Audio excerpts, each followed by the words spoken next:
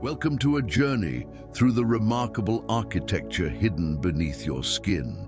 As you settle in and let your body relax, we're going to explore the framework that holds you together, the human skeleton. Take a deep breath. Let it out slowly. Thank you for joining me tonight on Bedside Biology. Get comfy, turn off your lights, and fall deeply into your pillow. Let's begin with something simple. Adults have 206 bones in their bodies, 206 individual pieces, all working together in perfect harmony. It's a number that might surprise you, or perhaps it's exactly what you expected. Either way, it's worth pausing to consider 206 bones right now supporting you as you rest. But here's something interesting. You weren't always walking around with 206 bones. When you were born, when you first entered this world, you had closer to 300 bones. 300, that's nearly 100 more than you have right now. Where did they go? Well, they didn't disappear exactly as you grew, as you developed from infant to child, to adolescent to adult. Many of those bones fused together. They merged, became one. This process took years.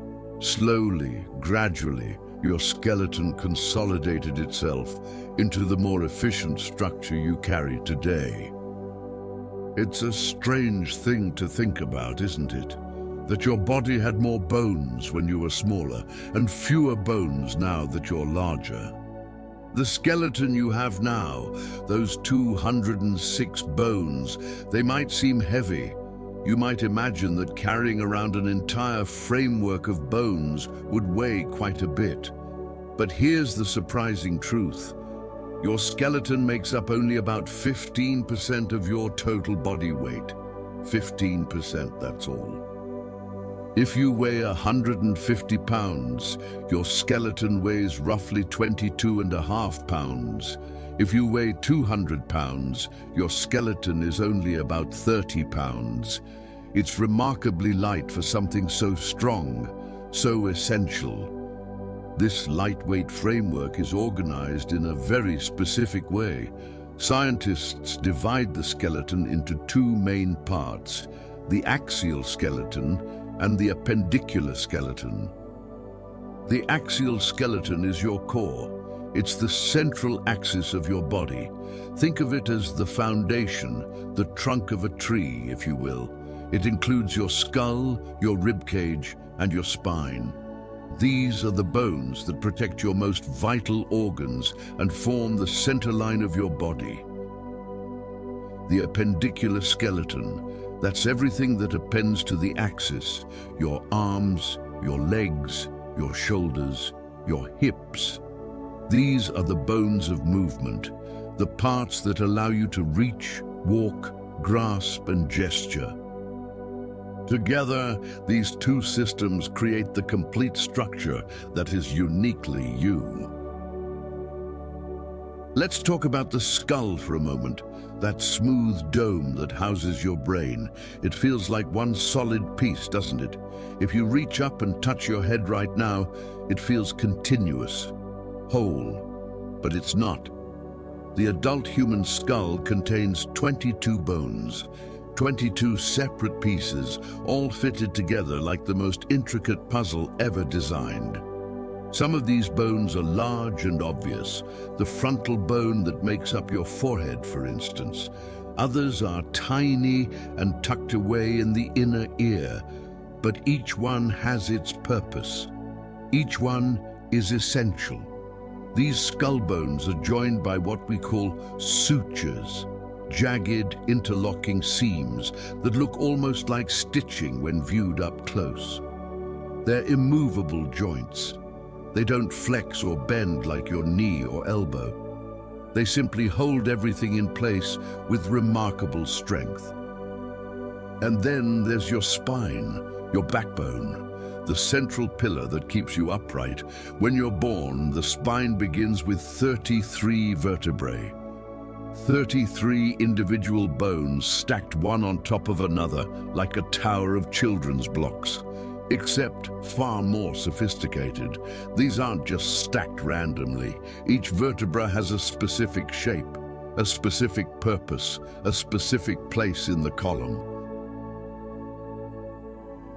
But remember what we said earlier about bones fusing? The spine experiences this too. As you grow into adulthood, some of those vertebrae at the very bottom of your spine, in the sacral and coccygeal regions, they fuse together.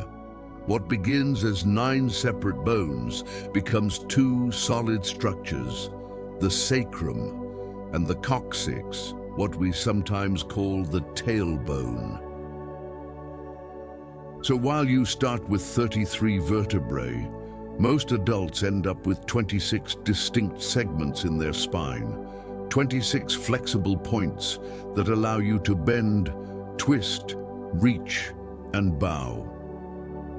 The spine is more than just a stack of bones, though. It's a protective canal for one of your body's most important structures, the spinal cord. It's a flexible rod that supports your entire upper body. It's an anchor point for dozens of muscles. It's a shock absorber that cushions your brain with every step you take. All of this contained in a column of bones that measures only about 2.5 feet long in most adults. As you rest here, breathing slowly, your skeleton is doing its quiet work, supporting you, protecting you, allowing you to exist in the shape you recognize as yourself. 206 bones, each one a small miracle of engineering, each one a testament to the elegant complexity of the human body. And this is only the beginning of what your bones can do. Within this framework of 206 bones, there exists a world of extremes, giants and miniatures, common structures and rare oddities. Let's explore these contrasts together, slowly, one discovery at a time. The femur. Perhaps you've heard of it. It's your thigh bone, the bone that runs from your hip down to your knee. And the femur holds 2 remarkable distinctions. It is the longest bone in the body, and it is the strongest. Think about that for a moment. The longest and the strongest, both titles belonging to the same bone. In an average adult, the femur measures about 18 inches long. Some people have longer femurs, some have shorter, but 18 inches is typical. That's 1.5 feet, a single bone, running the length of your upper leg, bearing the weight of your entire body every time you stand. And it's strong, remarkably strong. Scientists estimate that the femur can withstand forces of up to 1,800 to 2,500 pounds before fracturing. That's more than a ton of pressure. Your femur, right now, is capable of supporting the weight of a small car, theoretically, of course. This strength comes from the femur's design. It's not solid all the way through. It's hollow in the middle, filled with marrow, with a thick outer shell of dense, compact bone. This makes it light enough to move efficiently, but strong enough to withstand incredible force. It's engineering at its finest. Now let's travel from the largest to the smallest. The stapes. You might not have heard of this one. And there's a good reason for that. The stapes is tiny, impossibly tiny. It's the smallest bone in the entire human body. Where is it? Deep inside your ear. Your middle ear, to be precise. The stapes is one of 3 tiny bones in there. 3 bones with charming names: the malleus, the incus, and the stapes. Together they're called the ossicles, and they have one job: to transmit sound vibrations from your eardrum to your inner ear. The stapes is shaped like a stirrup, the kind you'd put your foot in when riding a horse. In fact, that's exactly what its name means. Stapes, stirrup. And this tiny stirrup of bone measures only about 3 millimeters long. 3 millimeters. That's roughly the size of a grain of rice. Imagine that. Your longest bone is 18 inches. Your shortest is 3 millimeters. The difference is astonishing. You have 2 of these stapes bones, of course, 1 in each ear. And despite their size, despite being so small, you could barely see one if it were placed on your fingertip. They're essential. Without them, sound vibrations wouldn't reach your inner ear properly. Without them, hearing as you know it wouldn't be possible. It's humbling, really. Something so small doing something so important. Let's consider another fascinating fact about your skeleton. More than half of all your bones, more than half of those 206, are found in just 2 areas of your body, your hands and your feet. More than half. Let that sink in for a moment. Your hands and feet contain 106 bones between them. That's 52% of your entire skeleton, concentrated in your extremities, the parts of you that interact most directly with the world. Each hand has 27 bones, 27. Count them with me if you'd like, though you don't have to. Just imagine them. 8 small bones in your wrist, those are the carpals. 5 bones in your palm, the metacarpals. And 14 bones in your fingers, the phalanges. 2 in your thumb. 3 in each of your other fingers. 27 bones, working together every time you grasp a cup, type on a keyboard, wave hello, or rest your hand on your chest as you lie here now. Your feet are similar, but slightly different. Each foot has 26 bones, 1 less than your hand. 7 bones in your ankle and heel, the tarsals, 5 bones in the middle of your foot, the metatarsals, and 14 bones in your toes, again, the phalanges, just like your fingers. 26 bones in each foot, 52 bones total supporting your weight, absorbing impact, allowing you to walk, run, dance, and balance. These bones in your hands and feet, they're smaller than most of the other bones in your body, but they're numerous, and they're incredibly important. They give you dexterity, precision, the ability to perform delicate movements, and the stability to stand upright. Without this concentration of bones in your extremities, you couldn't function the way you do. You couldn't manipulate objects with such skill. You couldn't walk with such balance and grace.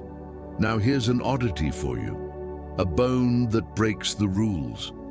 The hyoid bone. It's located in your neck, right above your larynx, your voice box. You can feel it if you gently press on the front of your throat, just below your chin. That small, horseshoe-shaped structure, that's your hyoid. And the hyoid is unique. It is the only bone in the human body that doesn't form a joint with another bone. It doesn't connect to anything else in your skeleton. It simply floats there, suspended by muscles and ligaments, hanging in the soft tissue of your throat.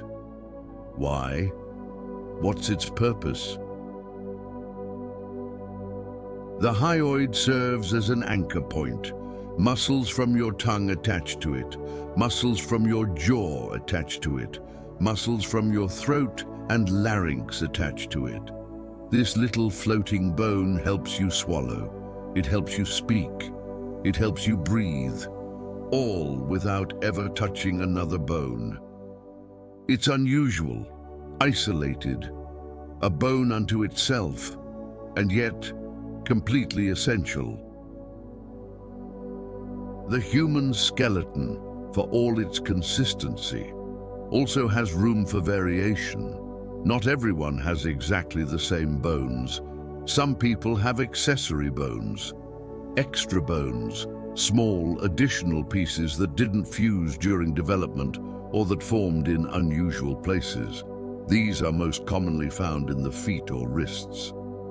In your feet, you might have what's called an os trigonum, a small bone behind your ankle, or an os naviculare, an extra bone near your arch.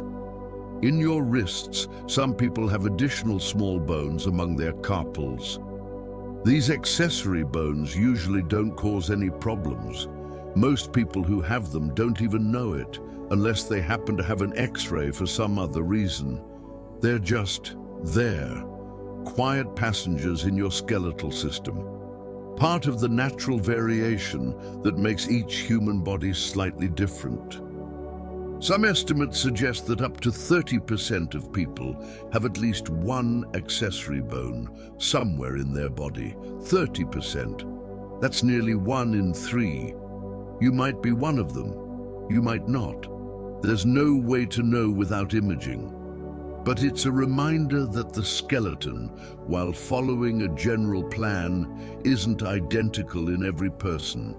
There's room for variation, for individuality, for small differences that make you uniquely you. From the mighty femur that carries your weight, to the tiny stapes that captures sound, from the 53 bones in each hand and foot, to the lone hyoid floating in your throat, from the standard structure most of us share, to the small variations that make us individuals.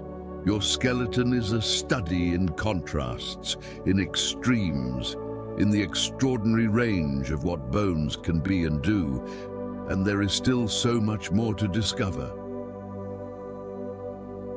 We've looked at the skeleton from the outside, at its shape, its structure, its numbers, but now let's zoom inward. Let's look at what bones actually are, what they're made of, the materials that give them their remarkable properties. Take a moment, settle a little deeper into comfort, and let's explore the substance of bone itself.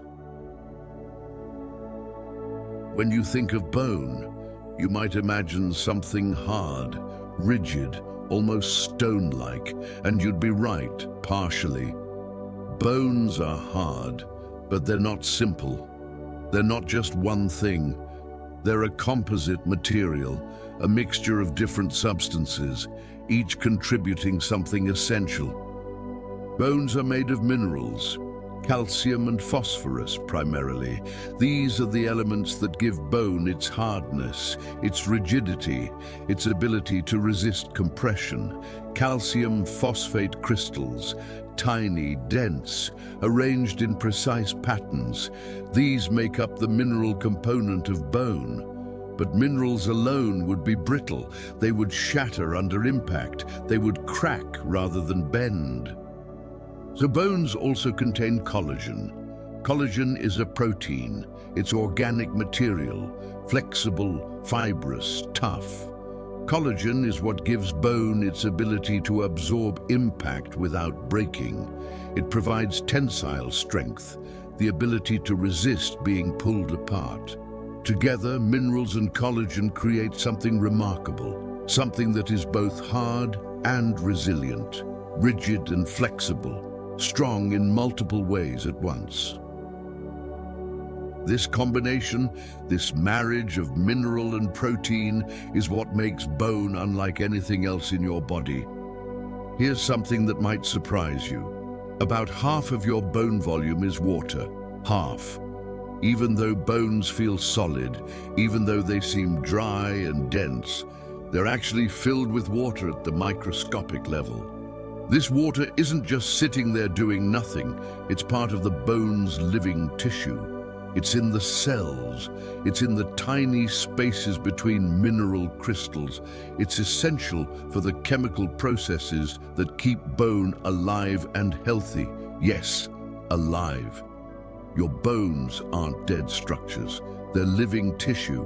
They have blood vessels running through them. They have cells that constantly rebuild and reshape them. They respond to stress and adapt to demands, and all of that requires water. Water, minerals, collagen, all working together.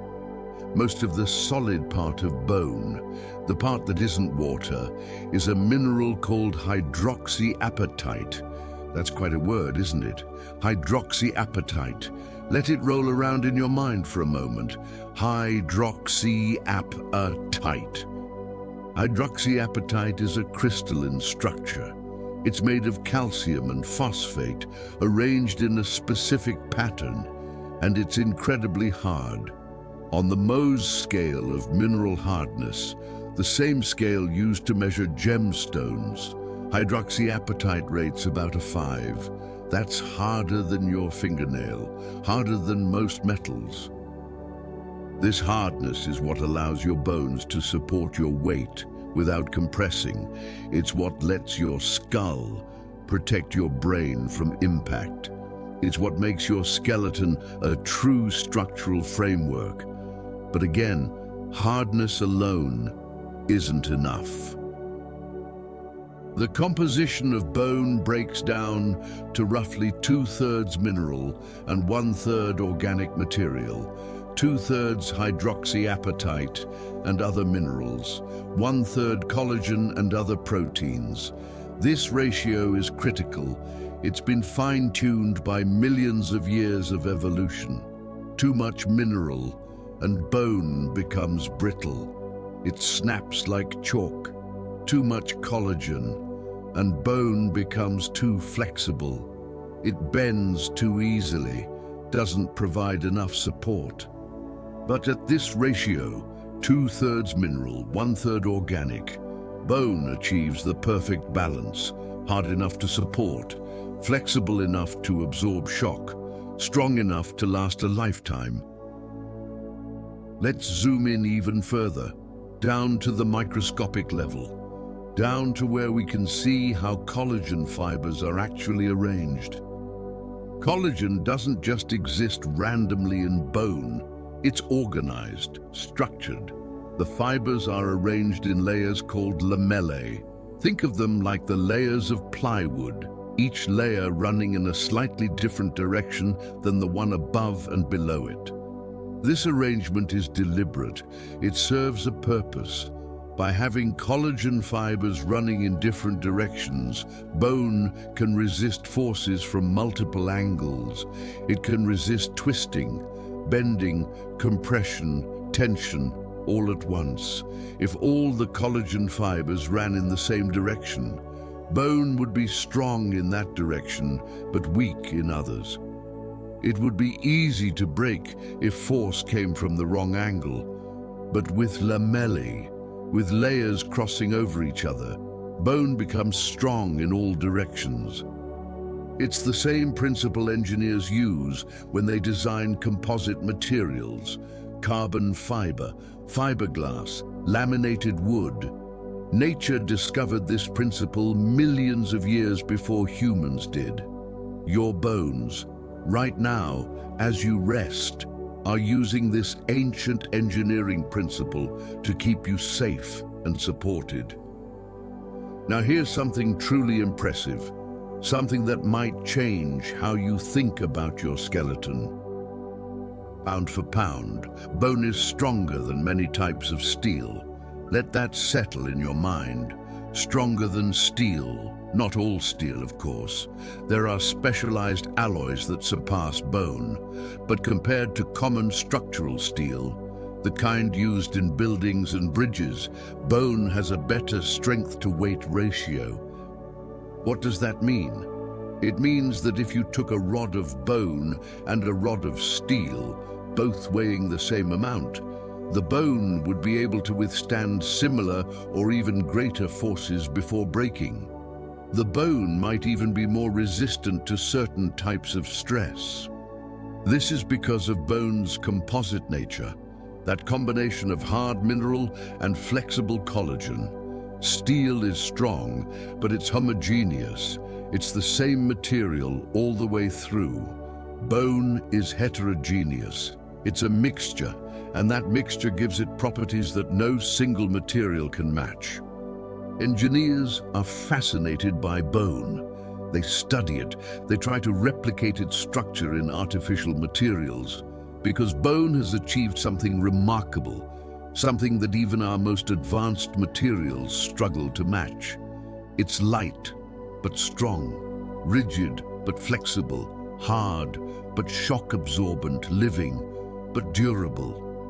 All of this from minerals and collagen and water, from crystals and fibers and cells, from the microscopic architecture that makes up every bone in your body, calcium and phosphorus creating hardness, collagen providing flexibility, water enabling life, lamellae resisting forces from all directions, and the whole structure performing better than steel while weighing a fraction as much.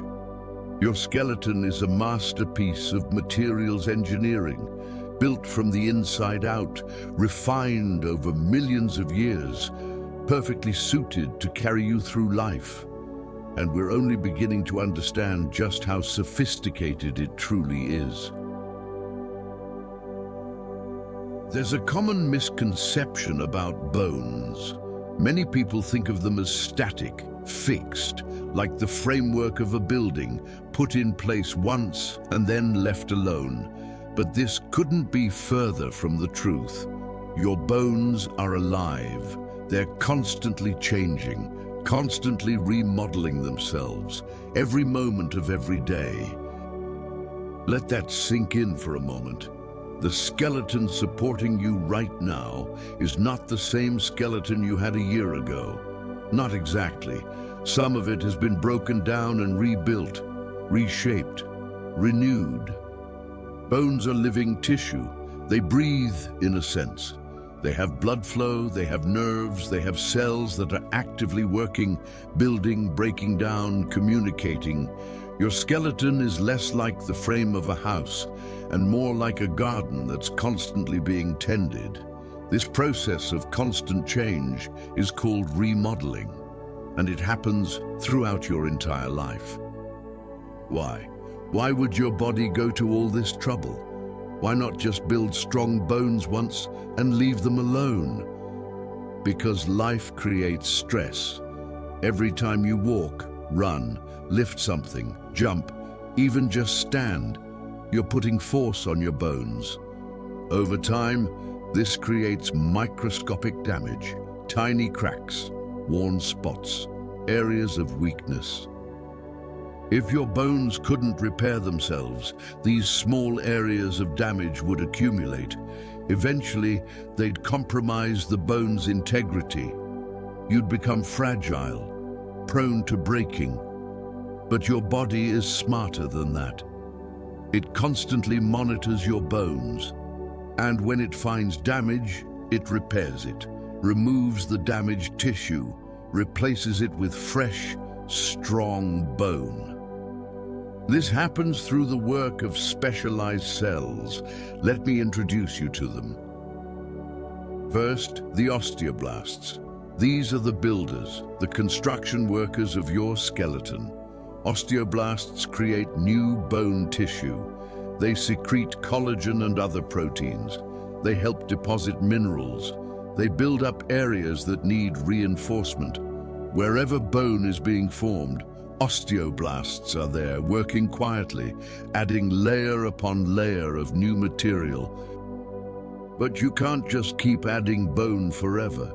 If you did, your bones would become thicker and thicker, heavier and heavier. You'd lose mobility. You'd become weighed down by your own skeleton. So there's another type of cell, the osteoclast. These are the demolition crew, the cells that break bone down. Osteoclasts dissolve bone tissue. They release acids and enzymes that eat away at the mineral and collagen. They create small pits and tunnels. They remove old or damaged bone so that osteoblasts can replace it with new material. This might sound destructive, but it's essential. Without osteoclasts, your bones couldn't adapt, couldn't reshape themselves, couldn't repair damage. The balance between osteoblasts and osteoclasts, between building up and breaking down, this is what keeps your bones healthy.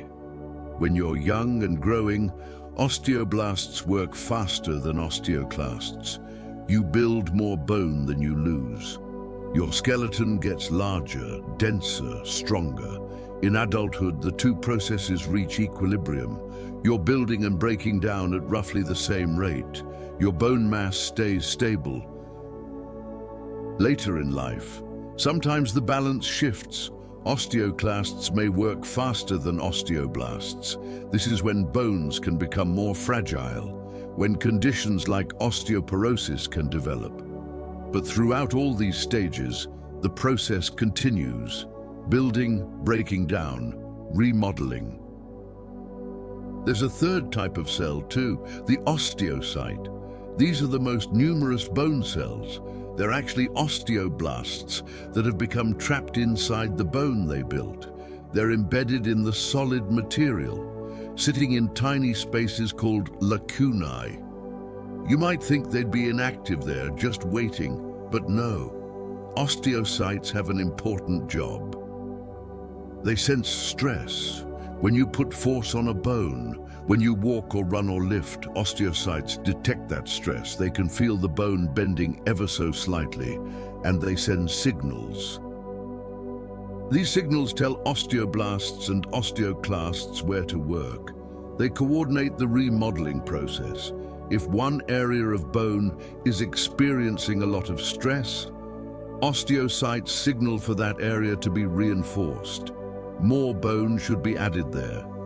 If another area isn't experiencing much stress at all, osteocytes signal that some bone can be safely removed from there. This is why exercise strengthens bones. When you stress your skeleton through physical activity, osteocytes detect it, and your body responds by building denser, stronger bone in those areas. It's adaptation. Your skeleton is constantly adapting to the demands you place on it. Now, all these cells need support. They need oxygen, they need nutrients, they need a way to communicate, and that requires blood vessels and nerves. But wait, we said bone is hard, dense.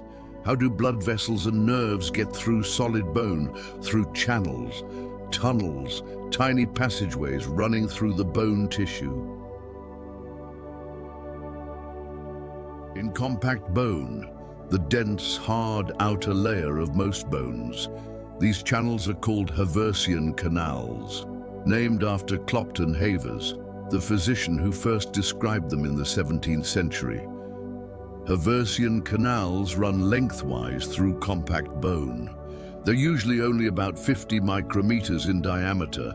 That's about half the width of a human hair. Tiny, but sufficient. Blood vessels run through these canals, bringing oxygen and nutrients, removing waste products. Nerves run through them too, allowing you to feel pain if a bone is damaged, sending signals back and forth between the bone and your brain. Around each Haversian canal, the bone is arranged in concentric circles, like a target or like the rings of a tree. These circles are made of those lamellae we talked about earlier, those layers of collagen and mineral. The canal, plus its surrounding rings of bone, is called an osteon. And compact bone is made up of thousands of these osteons, all packed together, all working in parallel. It's an elegant system. It allows bone to be dense and strong, while still remaining alive and connected to the rest of your body. Bones do more than just support and protect, though. They have another crucial function, one you might not have considered. Bones store calcium and phosphorus. Remember those minerals we talked about? The ones that make up most of bone's mineral content? They're not just structural, they're a reserve, a bank. Your body needs calcium for many things: muscle contraction, nerve signaling, blood clotting, dozens of cellular processes, and it needs these processes to work consistently. The calcium level in your blood needs to stay within a very narrow range. But calcium intake varies. Some days you consume more, some days less. So where does your body get calcium when you haven't eaten enough? From your bones. Your skeleton releases calcium into your bloodstream when levels drop. And when you have excess calcium, your bones absorb it, store it for later. The same is true for phosphorus. Bones release it when needed, store it when there's extra. This happens constantly, throughout the day, throughout your life.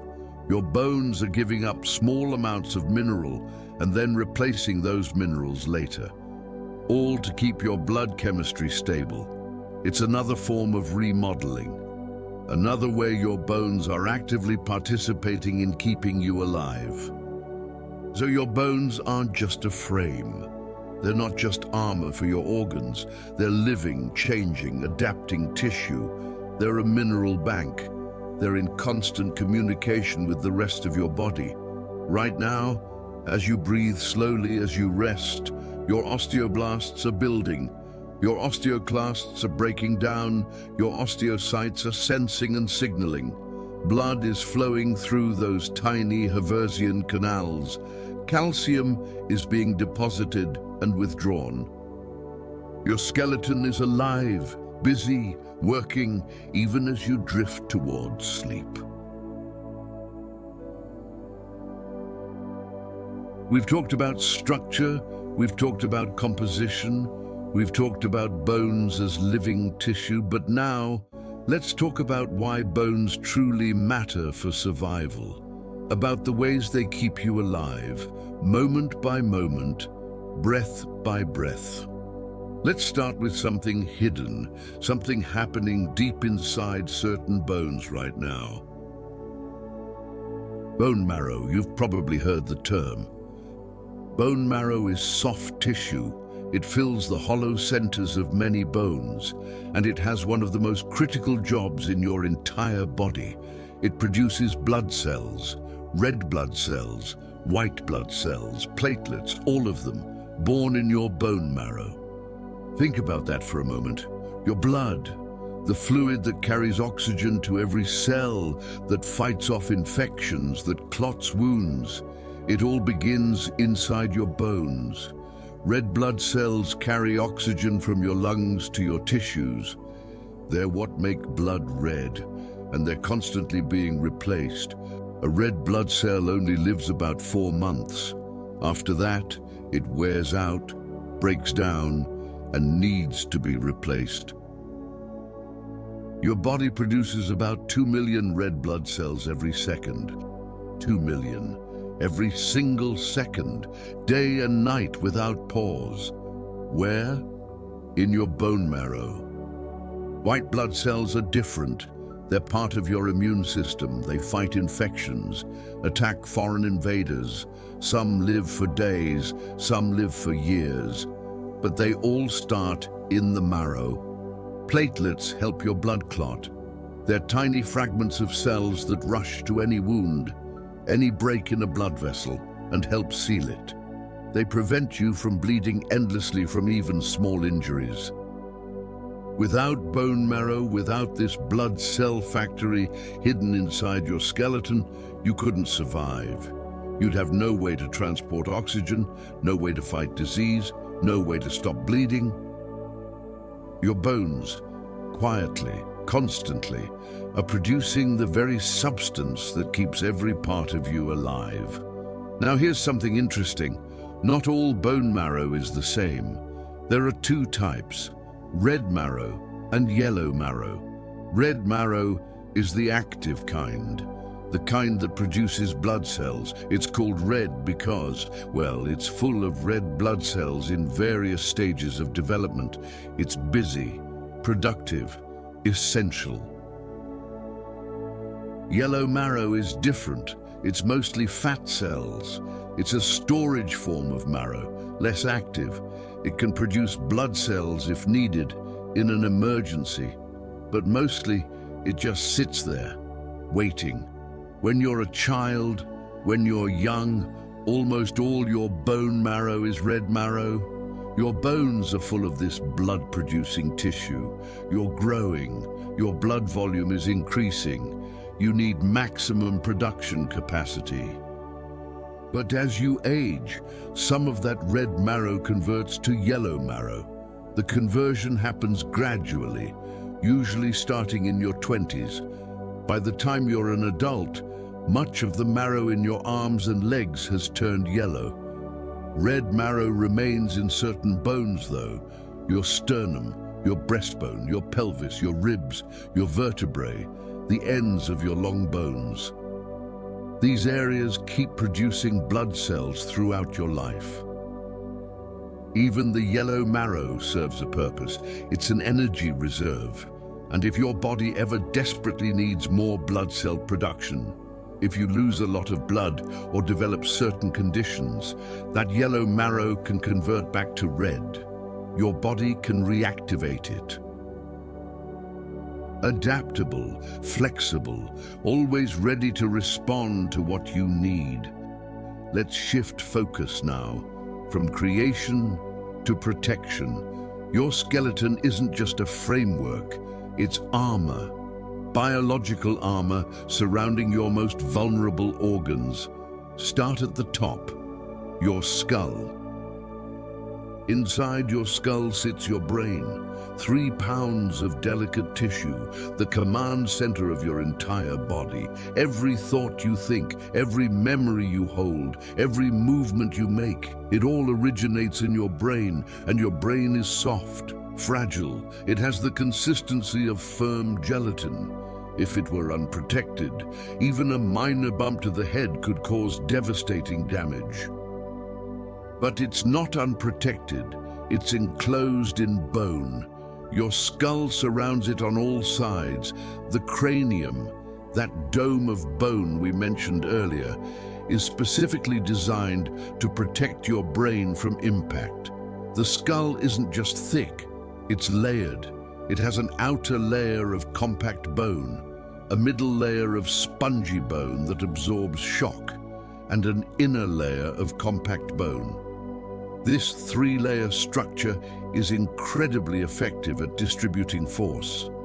When you bump your head, the impact energy spreads across the skull. It doesn't concentrate in one spot. The bone flexes slightly, absorbs some of the force, and protects the brain inside. Your skull has been protecting your brain since before you were born, and it will continue protecting it for as long as you live. Now move down to your chest. Your rib cage, 12 pairs of ribs, 24 ribs total, curving around from your spine to your sternum, creating a protective cage. What's inside that cage? Your heart, your lungs, 2 of the organs you absolutely cannot live without. Your heart beats about 100,000 times a day, pumping blood, maintaining circulation. It's constantly moving, constantly working, and it's surprisingly vulnerable. It's muscle, yes, but muscle can be bruised, punctured, damaged. Your lungs expand and contract with every breath. They're filled with delicate air sacs, thin membranes where oxygen passes into your blood. One puncture, one collapse, and breathing becomes difficult or impossible. These organs needed protection, and your rib cage provides it. The ribs are curved, flexible. They can bend slightly when you twist or when you take a deep breath, but they're also strong enough to resist impact. If you fall, if something strikes your chest, your ribs absorb and distribute that force. They form a cage, not solid, because that would prevent breathing, but bars of bone with spaces between, strong enough to protect, flexible enough to allow movement. Behind your heart and lungs, running down the back of your rib cage, is your spine. We've mentioned the spine before, but let's talk about what it protects. Your spinal cord, a thick bundle of nerves running from your brain down through your back. It's your body's main information highway. Signals from your brain travel down the spinal cord to reach your muscles. Sensory information from your body travels up the spinal cord to reach your brain. Without your spinal cord, your brain couldn't communicate with most of your body. You couldn't move, couldn't feel, couldn't function. And like your brain, your spinal cord is delicate. It's nerve tissue, easily damaged, easily severed. But it's protected. Each vertebra in your spine has a hollow center, a channel. The spinal cord runs through this channel, encased in bone on all sides. 33 vertebrae when you're young, 26 after fusion, each one guarding a segment of your spinal cord, each one ensuring that this vital connection between brain and body remains intact. The vertebrae also have processes, bony projections that stick out to the sides and back.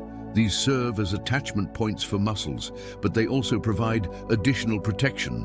They shield the spinal cord from impacts from the side or from behind. Your skull protects your brain. Your ribs protect your heart and lungs. Your vertebrae protect your spinal cord. These aren't just bones doing structural work. These are bones standing guard over your most essential organs. Without this protection, you would be impossibly fragile. A fall could be fatal. A bump could cause permanent damage. But with your skeleton, with these protective structures, you can move through the world with relative safety. You can run, jump, play, work, live an active life. All because your bones are there, quietly, constantly, shielding what's most precious inside you, creating blood in their marrow, protecting organs with their structure. Your bones are doing so much more than just holding you upright. They're keeping you alive, every moment, in ways you probably never stop to consider, and yet we're still not done exploring what bones can do. So far, we've talked about bones as if they work alone, individual structures, separate pieces. But of course, they don't work in isolation. They work together. They connect. They move. And that movement, that's what we'll explore now.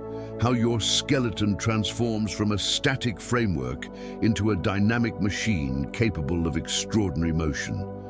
Let's begin with connections, joints, the places where two or more bones meet. You have hundreds of joints in your body. Some are obvious, your knee, your elbow, your knuckles. Others are less apparent. The joints between your vertebrae, the small joints in your wrist and ankle, the joints in your skull. Every place where bones come together, that's a joint. And joints are what make movement possible. Without joints, your skeleton would be rigid. One solid piece. You couldn't bend, couldn't turn, couldn't reach or walk or even breathe properly. You'd be frozen in place.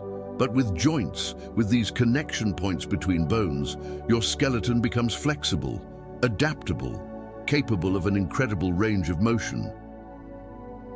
Not all joints move, though. Some are fixed. The joints between the bones of your skull, for instance, they're called sutures, and they don't move at all. They're there to hold the skull together, not to allow motion.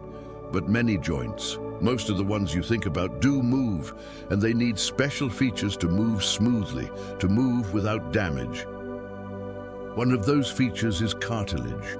Cartilage is smooth, slippery tissue that covers the ends of bones where they meet at joints.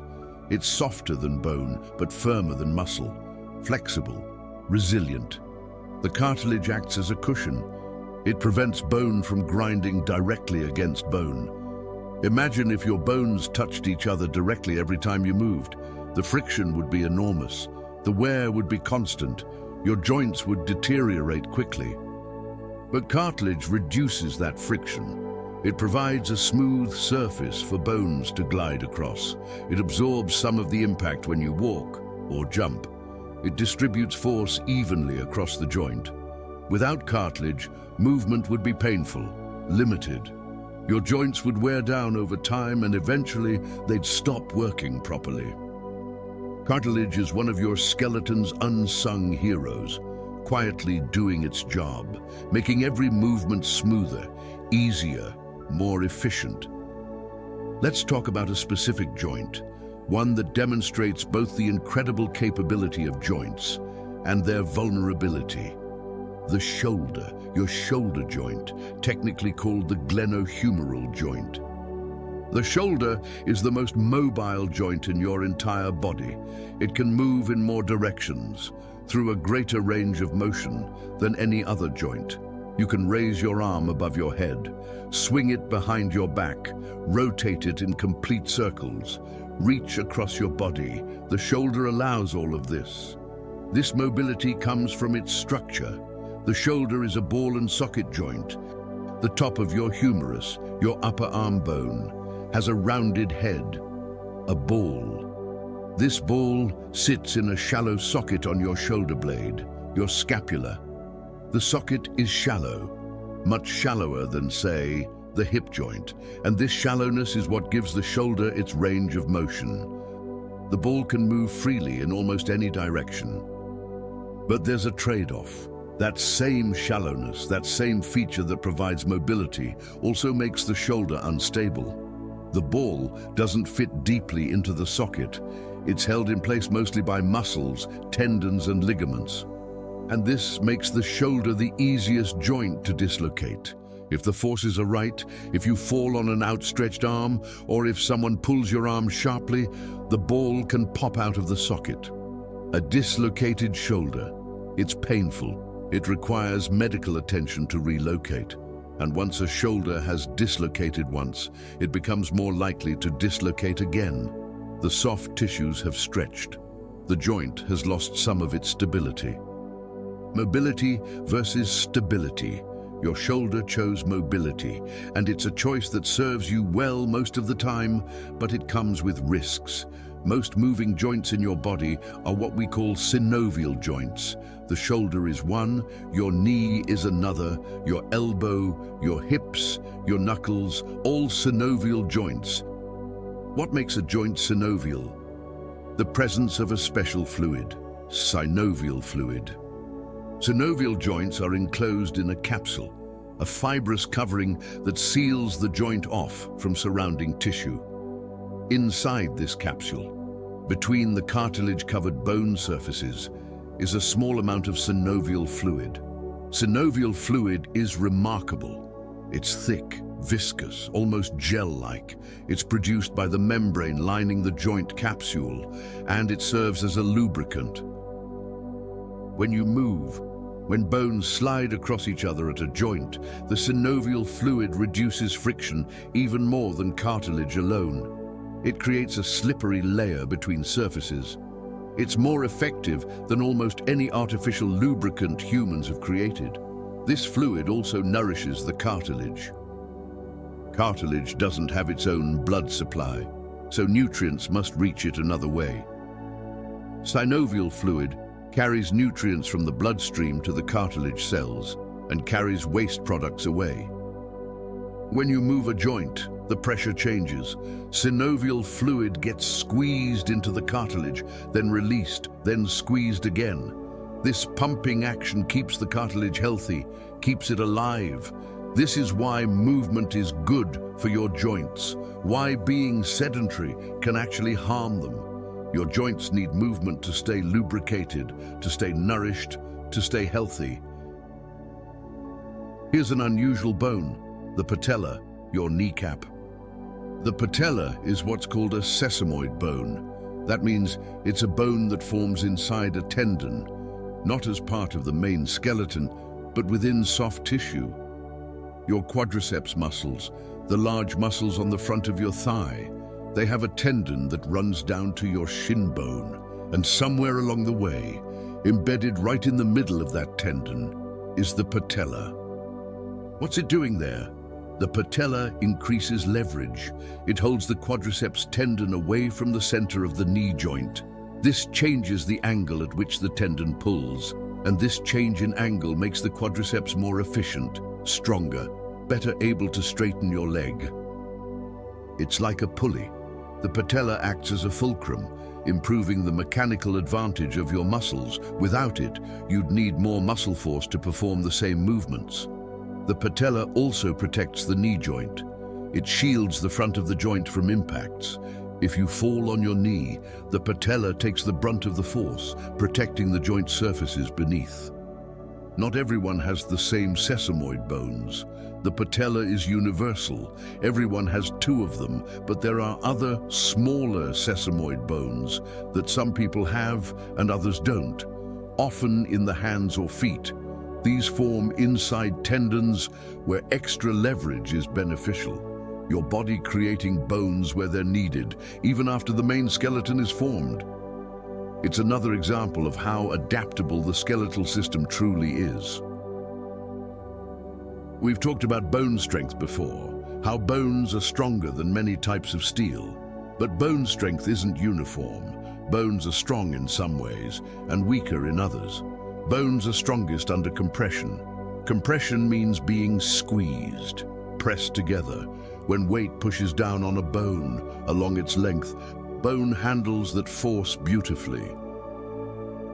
Your femur, for instance. When you stand, your body weight presses down through your femur. The bone is compressed, and it can handle that compression easily, even supporting many times your body weight. But bones are weaker under twisting forces. Torsion. When you twist a bone, when rotational force is applied, it's more likely to fracture. This is why certain injuries are more common in specific movements. A skier who catches a ski edge and twists, that twisting force on the tibia can cause a spiral fracture. A pitcher who throws with improper form, the twisting force on the humerus can cause injury. Bone structure is optimized for compression, for bearing weight, but twisting creates shear forces, forces that work against bone's grain. And bone is more vulnerable to these. Your body knows this. Your muscles and ligaments help prevent excessive twisting. They stabilize joints. They limit rotation to safe ranges. They protect your bones from the forces they can't handle as well. From the connection of joints, to the cushioning of cartilage, from the mobility of your shoulder, to the lubrication of synovial fluid, from the embedded patella in your knee, to the directional strength of bone itself. Your skeleton isn't just a collection of parts, it's a mechanical system, engineered over millions of years, optimized for movement, for strength, for efficiency. Every time you reach for something, every time you take a step, every time you turn your head, you're using this system. These connections, these movements, these carefully designed joints and bones working in perfect coordination. And there's still more depth to explore in this remarkable structure you carry with you every day. We've talked about bones as they are now, stable, mature. But bones weren't always this way. They changed, they grew, and understanding how they grew, how they changed throughout life, that reveals another layer of their remarkable nature. Let's talk about growth, about how bones lengthen, how a child becomes an adult. Bones don't grow the same way muscles do. Muscles can get larger throughout their length, but bones grow from specific locations, special zones called growth plates. Growth plates are made of cartilage, that same flexible tissue we mentioned earlier. But this cartilage is different. It's actively producing new bone cells, constantly, throughout childhood and adolescence. Growth plates are located near the ends of long bones. Your femur has growth plates near both the hip and the knee. Your humerus has them near the shoulder and elbow. Your fingers have tiny growth plates in each segment. Here's how it works. The cartilage cells in the growth plate multiply. They stack up, they push the ends of the bone farther apart. Then, gradually, those cartilage cells transform into bone cells. The cartilage hardens, calcifies, becomes bone. But while this is happening, new cartilage cells are forming at the growth plate, pushing things farther, creating more length, then hardening again. Here's how it works. The cartilage cells in the growth plate multiply. They stack up, they push the ends of the bone farther apart. Then, gradually, those cartilage cells transform into bone cells. The cartilage hardens, calcifies, becomes bone. But while this is happening, new cartilage cells are forming at the growth plate, pushing things farther, creating more length, then hardening again. But this process doesn't continue forever. After puberty, the growth plates close. The cartilage stops producing new cells. Instead, it fully ossifies, turns completely to bone. The growth plate disappears, and once it's gone, once it's closed, that bone can't get any longer. This is why adults don't keep growing taller. Their growth plates have closed. The mechanism for lengthening is gone. The timing varies from person to person. Some people's growth plates close earlier, some later, but generally, females' growth plates close around age 14 to 16. Males' growth plates close around age 16 to 18. There are individual differences, of course. Some people finish growing earlier, some continue into their early 20s. But eventually, everyone's growth plates close.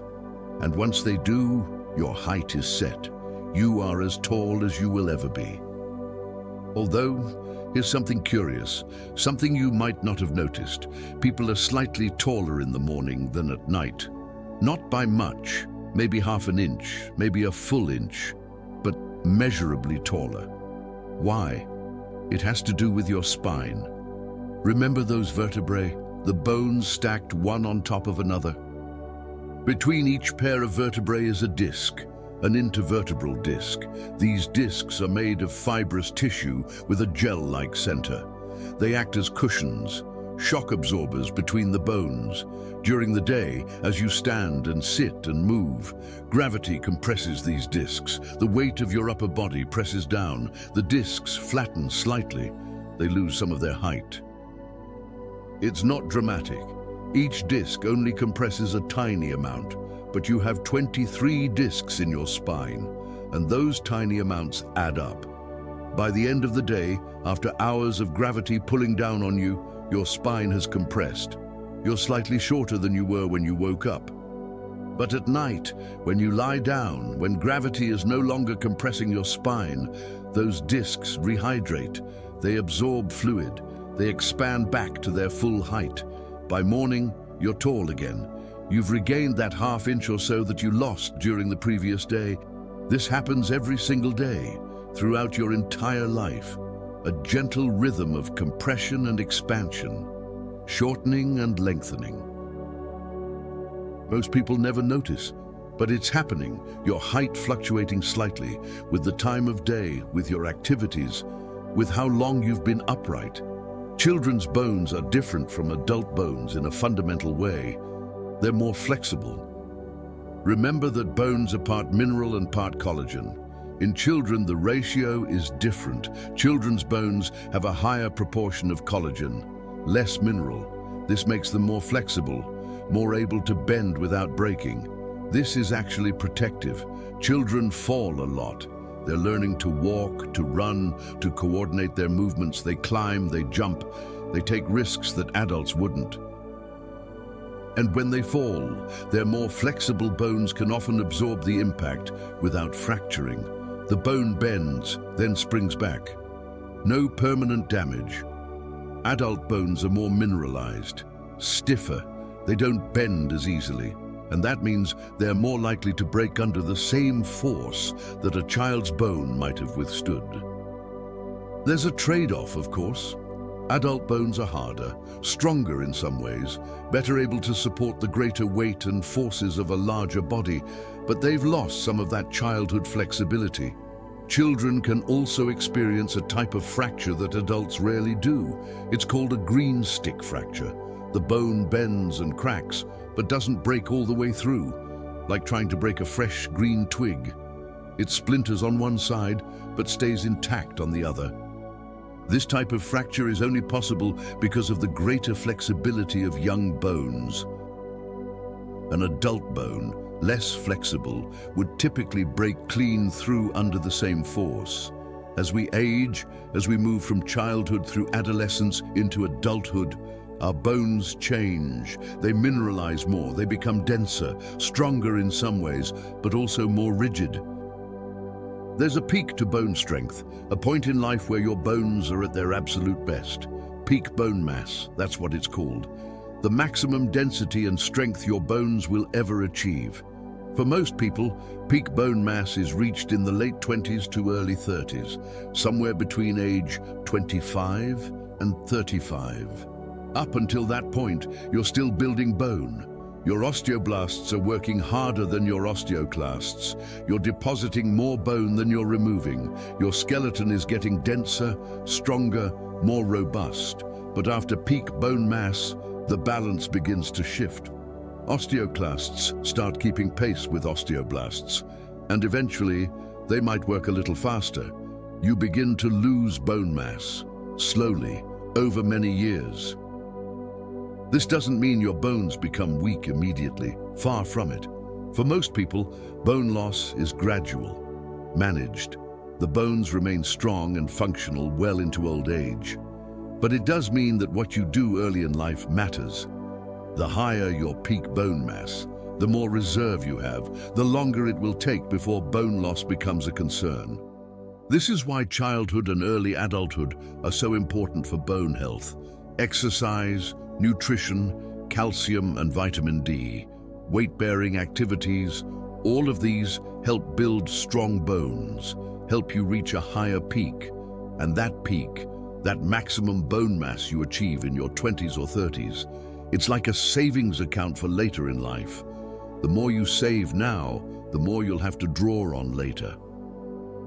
From the growth plates of childhood, lengthening bones year after year, to the closing of those plates in adolescence, marking the end of growth, from the daily rhythm of spine compression and expansion, making you taller in the morning than at night, from the flexibility of children's bones, protecting them from breaks, to the increasing mineralization of adult bones. And finally, to that peak in your late 20s or early 30s, when your bones reach their maximum strength before beginning the slow, gradual decline of later years. Your bones are not static. They move through time with you, changing, adapting, growing and maturing and eventually aging. Right now, wherever you are in that journey, your bones are exactly where they should be, supporting you, protecting you, carrying you through life. Nothing lasts forever unchanged, not buildings, not machines, and not bones.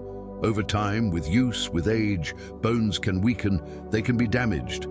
But they also have a remarkable ability, one we've hinted at but not fully explored, the ability to heal. Let's talk about what happens when things go wrong and how your body sets them right again. As we mentioned, bones can lose density with age. After you reach peak bone mass in your late 20s or 30s, the balance begins to shift. You start losing more bone than you build. This happens to everyone. It's a natural part of aging. The osteoclasts, those cells that break down bone, they keep working at the same pace. But the osteoblasts, the builders, they slow down. They become less efficient. The result? Gradual bone loss, over years, over decades. For some people, this loss is minimal, manageable. Their bones remain strong enough to function well throughout life. But for others, especially without proper nutrition or exercise, the loss can be more significant. The bones become less dense, more porous. There are more empty spaces in the bone tissue, less mineral, less structural material, and this makes the bones weaker, more fragile, more prone to breaking. This condition, when bone loss becomes severe, is called osteoporosis.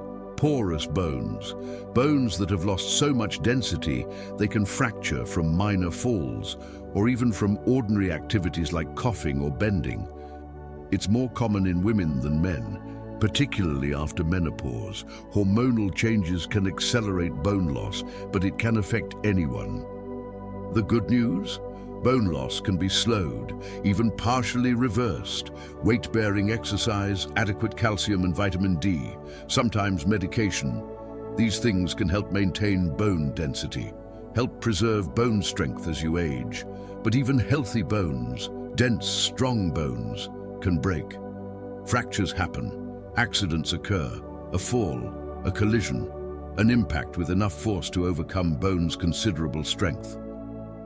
When a bone breaks, your body immediately begins a remarkable process, a process of repair, of rebuilding. Let's walk through it, step by step. First, there's blood. When a bone fractures, blood vessels in and around the bone are torn. Blood pours out into the fracture site, it pools there, and within hours, that blood begins to clot. The clot is important. It seals off the damaged blood vessels. It creates a scaffold, a temporary structure that fills the gap between the broken bone ends, and it brings cells to the area, immune cells, inflammatory cells, the first responders of healing. This stage, the clot stage, lasts a few days, maybe a week. It's the beginning, the foundation for everything that follows. Next, the clot is gradually replaced by softer tissue, fibrous tissue and cartilage. Remember cartilage? That flexible material we've discussed? It appears here too, forming what's called a soft callus. The soft callus bridges the gap between bone fragments. It's not as strong as bone, not yet, but it's stronger than a clot. It provides some stability. It holds things roughly in place. Cells called fibroblasts create the fibrous tissue. Chondroblasts, similar to the cells in growth plates, create the cartilage. They're working together, building a temporary repair. This stage lasts several weeks. During this time, the fracture site is still fragile. The bone can't bear full weight. Movement needs to be limited, but healing is progressing. Then the transformation begins. The soft callus starts to harden, to ossify. Osteoblasts arrive. They begin depositing bone mineral into the cartilage framework. Gradually, over weeks to months, the cartilage is replaced by actual bone. The soft callus becomes a hard callus, a bony bridge connecting the fracture fragments. This new bone is rough, irregular. It's not as organized as the original bone, but it's bone, and it's strong enough to provide support, strong enough to allow careful use of the limb again. Finally, the remodeling stage. This is where the healing becomes refined. Osteoclasts arrive. They remove excess bone from the hard callus. They smooth rough edges. They reshape the bone closer to its original contour. Meanwhile, osteoblasts continue adding bone where it's needed, strengthening weak spots, filling in gaps.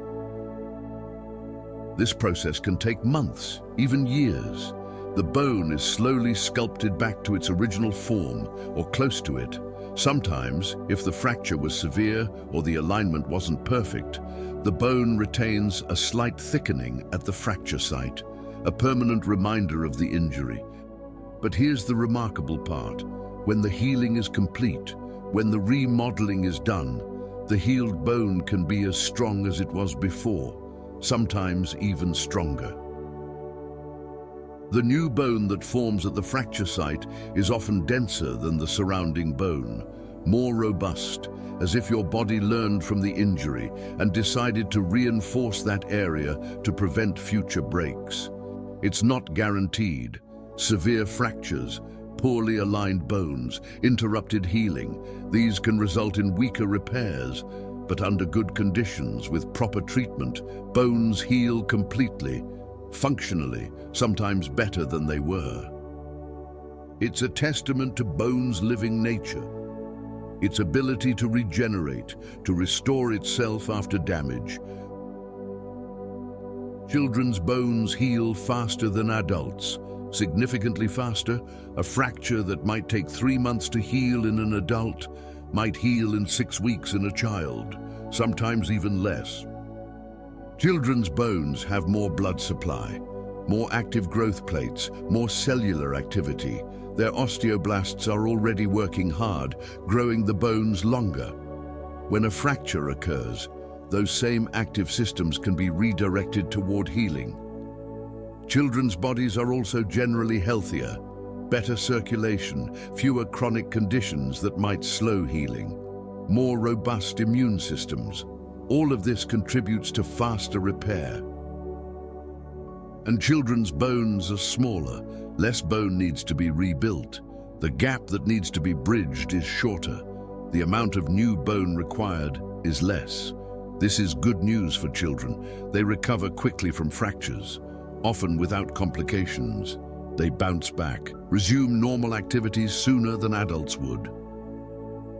But it also means that proper treatment is crucial.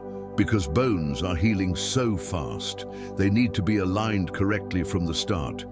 If a child's broken bone is allowed to heal in the wrong position, it might heal that way permanently. The rapid healing doesn't give as much time for correction. Not all bone damage comes from a single traumatic event.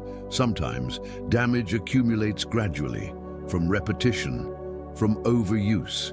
These are called stress fractures, small cracks in the bone, not complete breaks, but painful, debilitating. Stress fractures occur when bones are subjected to repetitive load without adequate rest, when the same force, not quite enough to break the bone in one go, is applied over and over and over. Think of a runner pounding the pavement, mile after mile, day after day. Each foot strike creates a tiny amount of damage to the bones in the foot and leg, microscopic cracks. Normally, the bone would repair this damage during rest. Osteoclasts would remove the damaged tissue. Osteoblasts would replace it with fresh bone. But if the running continues without enough rest, if the damage accumulates faster than it can be repaired, those microscopic cracks can grow. They can coalesce into a stress fracture. It's not just runners. Dancers can get stress fractures. Military recruits during basic training, basketball players, anyone engaged in repetitive, high-impact activity without proper rest and recovery. The pain from a stress fracture is distinctive. It hurts during activity, gets better with rest, then returns when activity resumes. It's often localized to a specific spot, and it gradually gets worse over time if the activity continues. Treatment? Rest. Almost always. The bone needs time to repair itself. Time for osteoblasts to catch up with the damage. Often, several weeks of rest, sometimes months. It's frustrating for athletes, but it's necessary. Stress fractures are a reminder. Bones are strong, but they're not invincible. They need rest. They need recovery time. They need the chance to repair the small damages that accumulate with use. Your body is constantly maintaining your bones, constantly repairing minor damage, but it needs your cooperation. It needs you to listen when bones are stressed, to rest when rest is needed. From the gradual bone loss of aging, to the complex healing process after fractures, from bones that can heal stronger than they were before, to the faster healing of childhood, to the insidious development of stress fractures from overuse. Bones can be damaged, they can weaken, but they can also heal, rebuild, restore themselves. It's one more layer of their remarkable nature, one more reason they've served us so well throughout human history. And as you rest here, as you breathe slowly, know that your bones are doing their quiet work, maintaining themselves, repairing small damages you're not even aware of, keeping themselves strong, ready to support you tomorrow, and the day after, and for all the days to come. We've talked about healthy bones, strong bones, bones that function as they should. But sometimes things go wrong. Diseases occur, conditions develop, and understanding these problems, understanding what can happen when bones fail to work properly, that gives us a fuller picture of just how remarkable healthy bones truly are. Let's return to osteoporosis for a moment. We mentioned it before, bone loss with age, but there's more to understand about how this disease progresses. Osteoporosis doesn't affect all bone equally. It begins in specific areas. The trabecular bone, the spongy bone. Remember, bones have two types of tissue.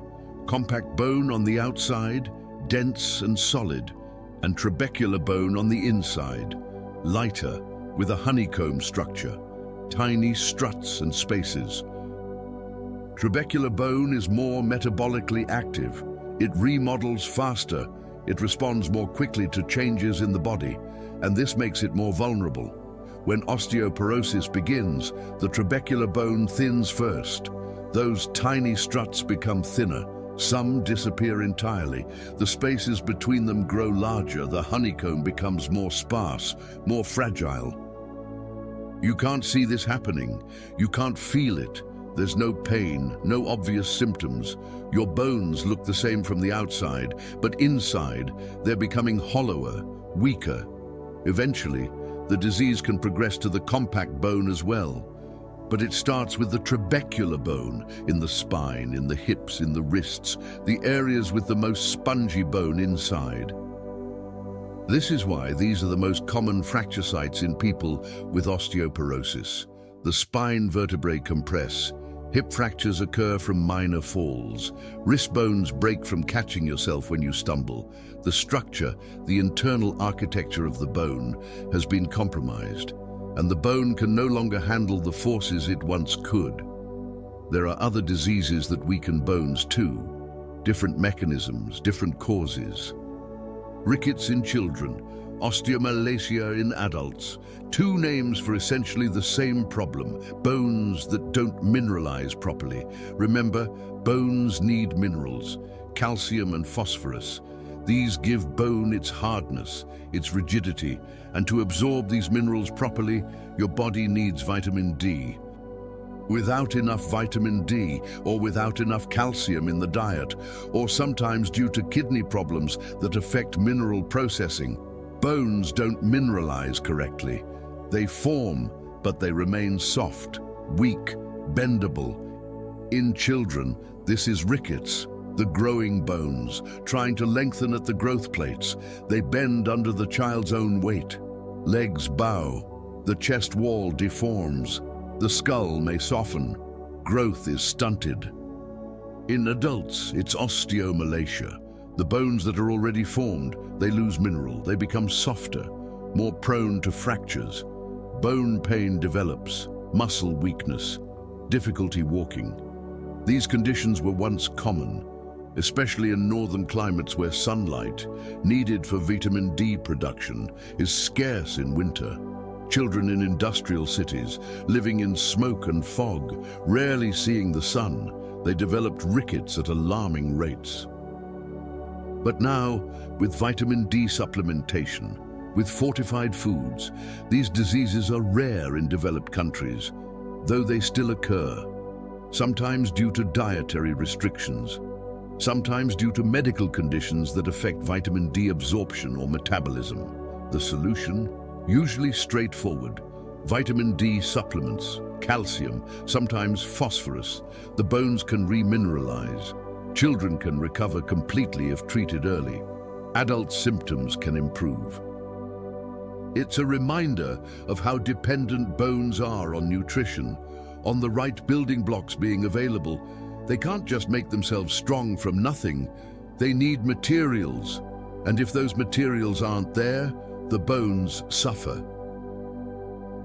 There's a genetic condition, one that affects collagen, and because bones depend so heavily on collagen, this condition makes bones extraordinarily fragile. Osteogenesis imperfecta, sometimes called brittle bone disease. Remember, bones are part mineral and part collagen. The collagen provides flexibility, tensile strength, the ability to absorb impact without shattering. In osteogenesis imperfecta, the collagen is faulty. It's formed incorrectly due to a genetic mutation, and this means the bones, even though they have normal amounts of mineral, they're brittle. They break easily, sometimes from the slightest trauma. There are different types of osteogenesis imperfecta, different severities. In the most severe forms, babies are born with multiple fractures. Bones can break during birth. Throughout life, fractures occur frequently, hundreds over a lifetime. In milder forms, bones are fragile but not quite as severely. Fractures are common in childhood. They decrease somewhat in adulthood, but the vulnerability remains. There's no cure. Treatment focuses on preventing fractures, building as much bone strength as possible, sometimes medications that slow bone breakdown, physical therapy, careful management. People with osteogenesis imperfecta often have other symptoms too. Blue-tinged whites of the eyes, hearing loss, dental problems, loose joints, all related to the faulty collagen affecting different tissues. It's a challenging condition, but many people with it live full lives. They adapt. They learn what activities are safer, what to avoid. They work with their bodies, understanding their limitations, while still engaging with the world. It shows us how crucial collagen is, how bones need both components, mineral and protein, working together. One without the other isn't enough. Then there's Paget's disease, a different kind of bone problem. Not too little bone formation, not faulty materials, but abnormal remodeling. Remember the balance. Osteoblasts building, osteoclasts breaking down. In Paget's disease, this process goes haywire. The osteoclasts become overactive. They break down bone too aggressively, too quickly, and then the osteoblasts rush in, trying to rebuild. But they work hastily, chaotically. The new bone they form is disorganized, weaker than normal bone, enlarged. Bones affected by Paget's disease become thicker, but that thickness isn't strength. The bone architecture is jumbled, less organized, more prone to deformity, to fracture, to bowing under weight. Paget's disease usually affects specific bones, often the skull, the pelvis, the long bones of the legs, the spine. It rarely affects the entire skeleton. Many people with Paget's disease don't even know they have it. It's often discovered incidentally on X-rays, taken for other reasons. But some people experience pain, bone deformities, fractures, arthritis in joints near affected bones, hearing loss if the skull bones are involved. Treatment involves medications that slow the overactive osteoclasts, calm down the excessive remodeling, pain management, sometimes surgery if deformities become severe. The cause isn't fully understood. There may be a viral trigger, genetic factors. It's more common in older adults, and like many bone diseases, it's a reminder that the careful balance of bone remodeling, that quiet process we described earlier, it can be disrupted, and when it is, problems arise. How do doctors know if someone has these bone diseases? How do they measure bone density, assess bone health? One important tool is the DEXA scan. That stands for Dual Energy X-ray Absorptiometry. Quite a mouthful. A DEXA scan is a special type of X-ray. It measures bone mineral density, how much mineral, how much calcium and phosphorus is present in your bones. The test is quick, painless. You lie on a table. A scanning arm passes over your body, usually focusing on the spine and hips, the areas most affected by osteoporosis, sometimes the forearm as well. The machine sends 2 X-ray beams at different energy levels through your bones. By measuring how much radiation is absorbed, it can calculate how dense your bones are. The results are compared to a standard, the average bone density of a healthy young adult. The difference is expressed as a T-score. A T-score of 0 means your bone density is average. Above 0 is better than average. Below 0 means lower density. A T-score between -1 and -2.5 indicates osteopenia, low bone mass. Below -2.5 indicates osteoporosis. It's not a perfect test. It doesn't tell you about bone quality, only quantity. It doesn't predict with certainty who will fracture, but it's useful. It helps identify people at risk. It guides treatment decisions. It can track whether treatments are working.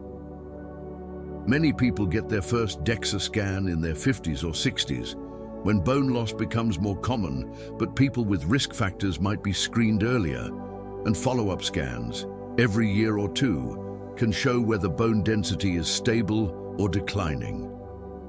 It's a window into your bones, a way to see, without surgery, without invasiveness, what's happening inside your skeleton. From osteoporosis thinning the trabecular bone, to rickets and osteomalacia caused by poor mineralization, from brittle bone disease with its faulty collagen, to Paget's disease with its chaotic remodeling, and finally to DEXA scans that measure what we can't see or feel. These diseases, these problems, they show us what happens when bones don't work as they should, when the complex processes we've described go wrong, when the balance is lost. But they also show us something else, how much we've learned, how medicine can now detect these problems, treat many of them, help people live full lives despite bone disease. And they remind us, if your bones are healthy, if they're working as they should, that's something worth appreciating, something remarkable. We've talked about bones as if they're fixed, as if once they're formed, once you reach adulthood, they simply maintain themselves in the same state. But that's not quite true. Bones are responsive. They adapt. They change based on how you use them, based on the environment they find themselves in. Let's explore how bones respond to life, to the demands you place on them, to the world around them. Weight-bearing exercise strengthens bones. You've probably heard this before, but let's understand why. What actually happens when you exercise? When you walk, run, jump, lift weights, dance, any activity where your bones are supporting weight or resisting force that creates stress on the bones. Remember those osteocytes? The cells embedded throughout your bone tissue? They sense this stress. The bone bends slightly under load, imperceptibly to you, but the osteocytes feel it. They detect the strain, the deformation, and they respond by sending signals. These signals tell osteoblasts to get to work, to build more bone in the areas experiencing stress, to reinforce, to strengthen. Over time, with repeated stress, bone density increases in those areas. The bones become thicker, stronger, better able to handle the forces you're placing on them. This is why athletes often have denser bones than sedentary people, why runners have stronger leg bones, why tennis players have denser bones in their dominant arm. The bones are adapting, responding to the demands placed on them. But here's the key: the exercise needs to be weight-bearing. Swimming, while excellent for cardiovascular health and muscles, doesn't stress bones much. The water supports your weight. Cycling is better, but not as effective as running or walking. Your bones need to feel the weight, the impact, the load. This doesn't mean you need to do intense exercise. Walking is weight-bearing, so is climbing stairs, dancing, even standing. The important thing is that your bones are working against gravity, supporting your weight, experiencing force. And this is true at any age. Children who exercise build stronger bones. Adults who exercise maintain bone density better. Even older adults can slow bone loss or even increase density with proper exercise. Your bones are listening to your activity level, responding to it. Use them, and they stay strong. Neglect them, and they weaken. Now, let's take this to an extreme. What happens when bones don't experience any stress at all? When gravity itself is removed? Astronauts in space provide a fascinating answer. In microgravity, floating in the International Space Station, astronauts lose bone density rapidly.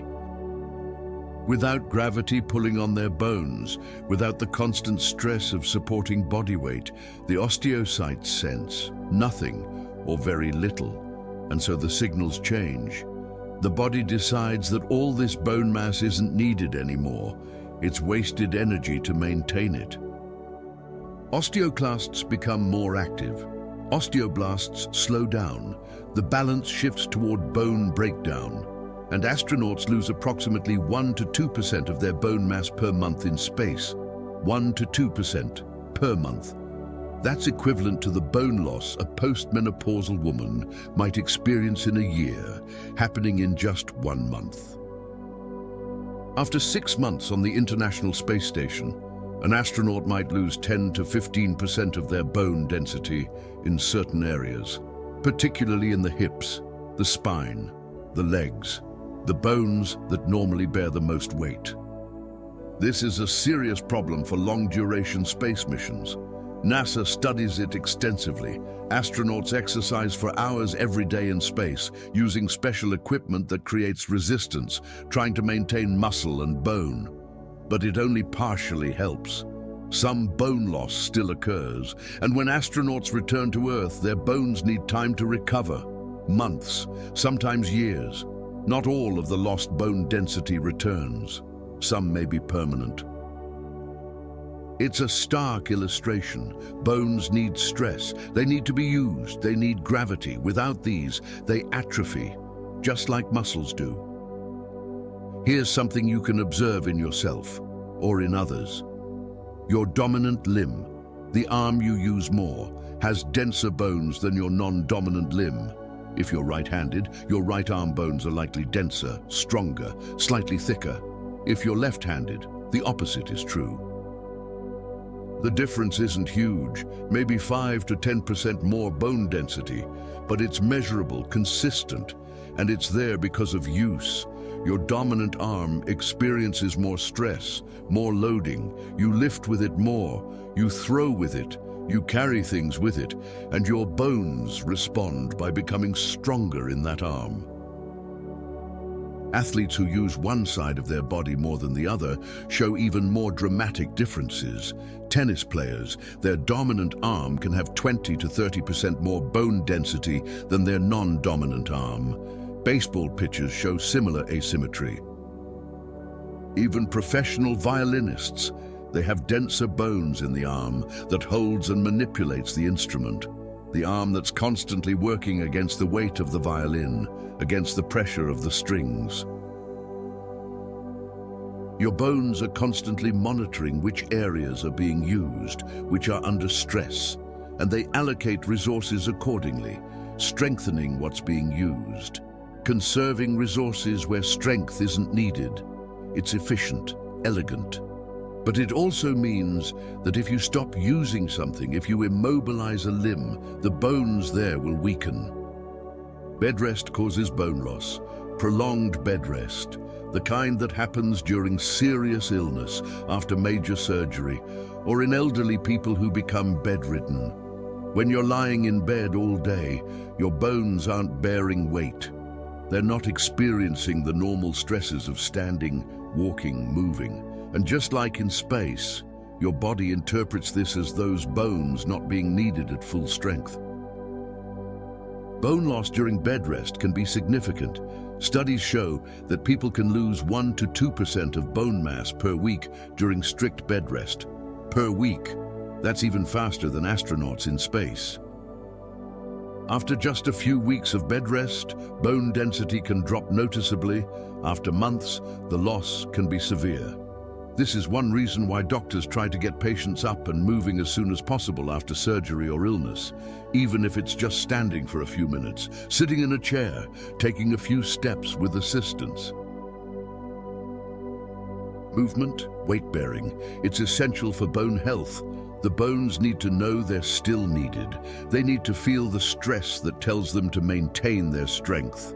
All of this, the response to exercise, the loss in space, the asymmetry between limbs, the weakening during bed rest, it's all explained by a principle. A law of bone biology, Wolff's law, named after Julius Wolff, a 19th century German anatomist and surgeon. Wolff's law states that bone adapts to the loads placed upon it. Areas of bone that are stressed become stronger. Areas that aren't stressed become weaker. Bone remodels itself in response to mechanical forces. It's not just that bones can adapt, it's that they must adapt. It's built into their nature. They're designed to respond to their environment, to the forces acting on them, to the way they're used. This law explains so much: why exercise builds bone, why inactivity weakens it, why astronauts lose density, why your dominant arm is stronger, why bed rest is dangerous for bones.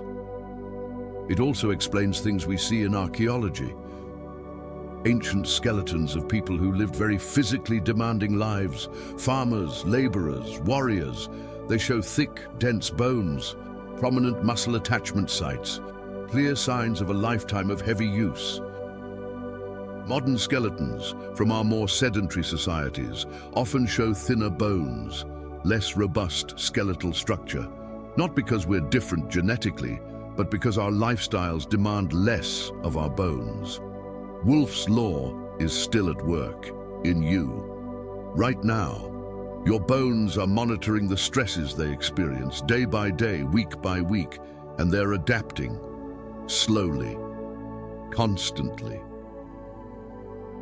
If you're active, if you challenge your bones regularly, they're likely maintaining their strength, perhaps even building density. If you're sedentary, they may be weakening, not dramatically, not quickly, but gradually. Your bones are in conversation with your lifestyle, responding to the life you lead, the choices you make about movement and activity. They're not passive structures, they're active participants in your life.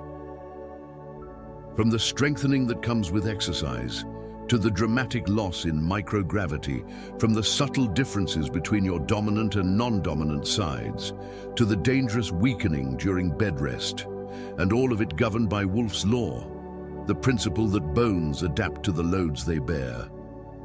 Your skeleton is not separate from your life. It's shaped by your life, by how you move, where you go, what you do. It's a record, written in bone density and structure, of how you've lived, how you've used your body, and it's a reminder that how you treat your bones today, the stress you give them or don't give them, that matters, that shapes them, that determines how strong they'll be tomorrow and next year and in the decades to come.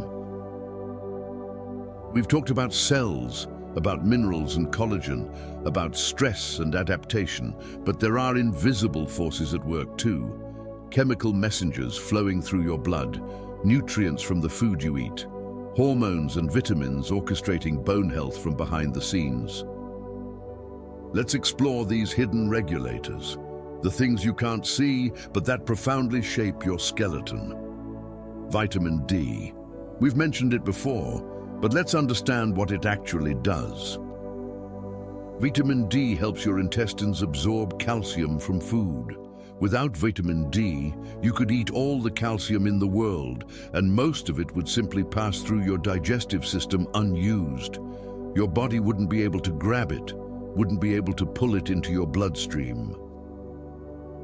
But with adequate vitamin D, your intestinal cells create special proteins, calcium-binding proteins. These proteins capture calcium as food passes through. They shuttle it across the intestinal wall and into your blood. From there, it can travel to your bones, to be deposited, to build and strengthen. Vitamin D is actually more like a hormone than a vitamin. Your skin can produce it when exposed to sunlight. UVB radiation hits a cholesterol-like molecule in your skin cells, transforms it, and eventually it becomes active vitamin D. This is why sunshine is good for bones, why people who spend time outdoors tend to have better bone health, why northern populations with long, dark winters have historically struggled with bone diseases. But modern life complicates this. We spend more time indoors. We wear sunscreen when outside, blocking the UV radiation that creates vitamin D. We live in cities where buildings block sunlight, and as we age, our skin becomes less efficient at producing vitamin D. So many people need supplementation. Vitamin D pills, fortified foods, especially in winter, especially if you're older, especially if you have darker skin, which requires more sun exposure to produce the same amount of vitamin D. Without adequate vitamin D, calcium absorption drops. And if your blood calcium levels fall, your body will take calcium from your bones, weakening them. So vitamin D isn't optional, it's essential, a gatekeeper for bone health. Speaking of blood calcium levels, your body monitors these very carefully. Calcium is needed for so many things: muscle contraction, nerve signals, blood clotting. The level must stay within a narrow range. Too low, and muscles spasm, nerves misfire, the heart can stop. Too high, and other problems occur.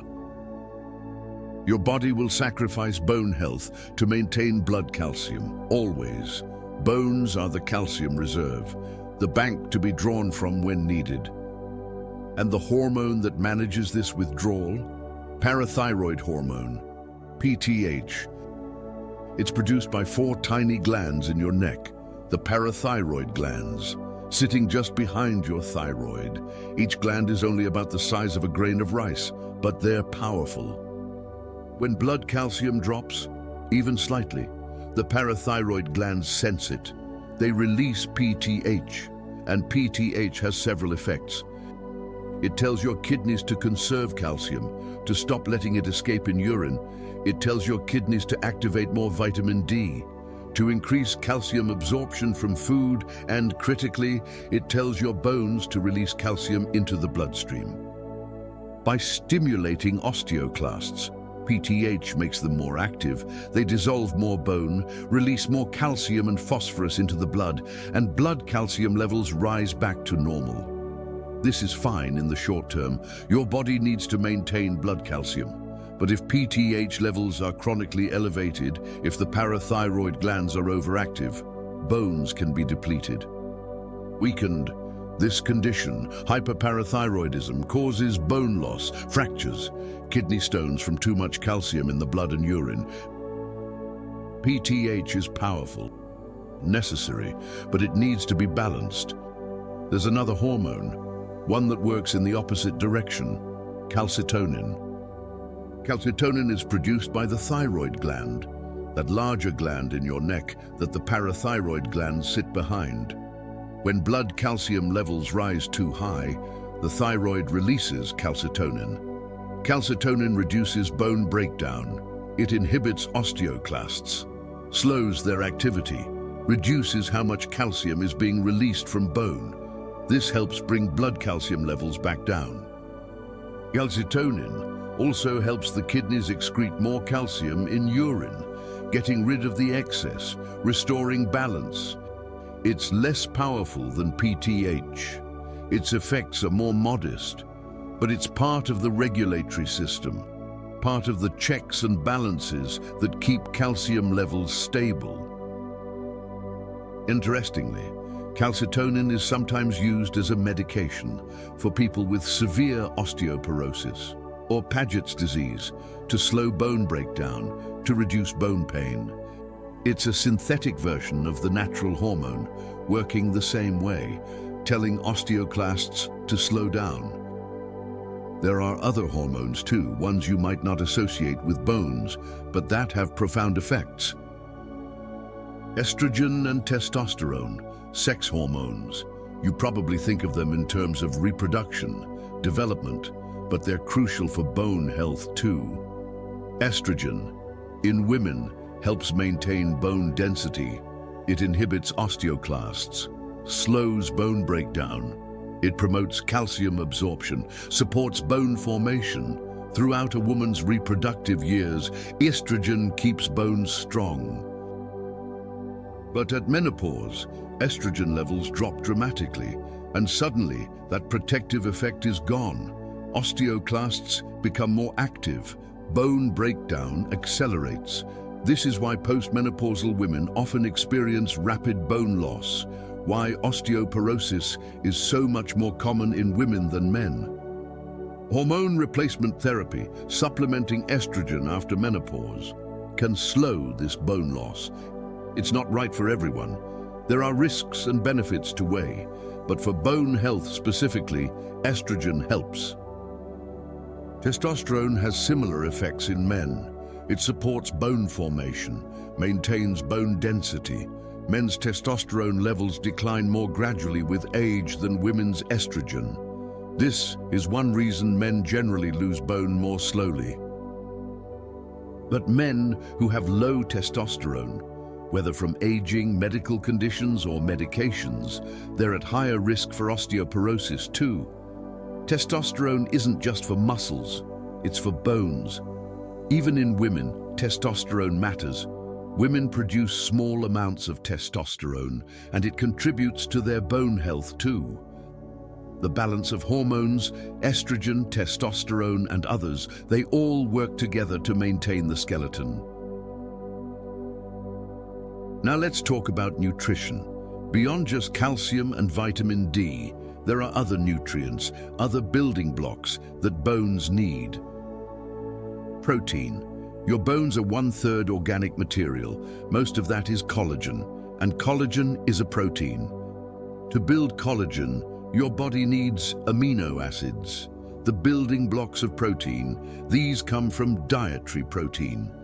If you don't eat enough protein, your body can't make enough collagen. Bone formation slows, bone strength suffers. This is especially important for older adults, who often don't eat as much, whose protein needs are actually higher than when they were younger. Protein doesn't get as much attention as calcium for bone health, but it should. It's essential. Magnesium. This mineral is involved in hundreds of processes in your body, including bone formation.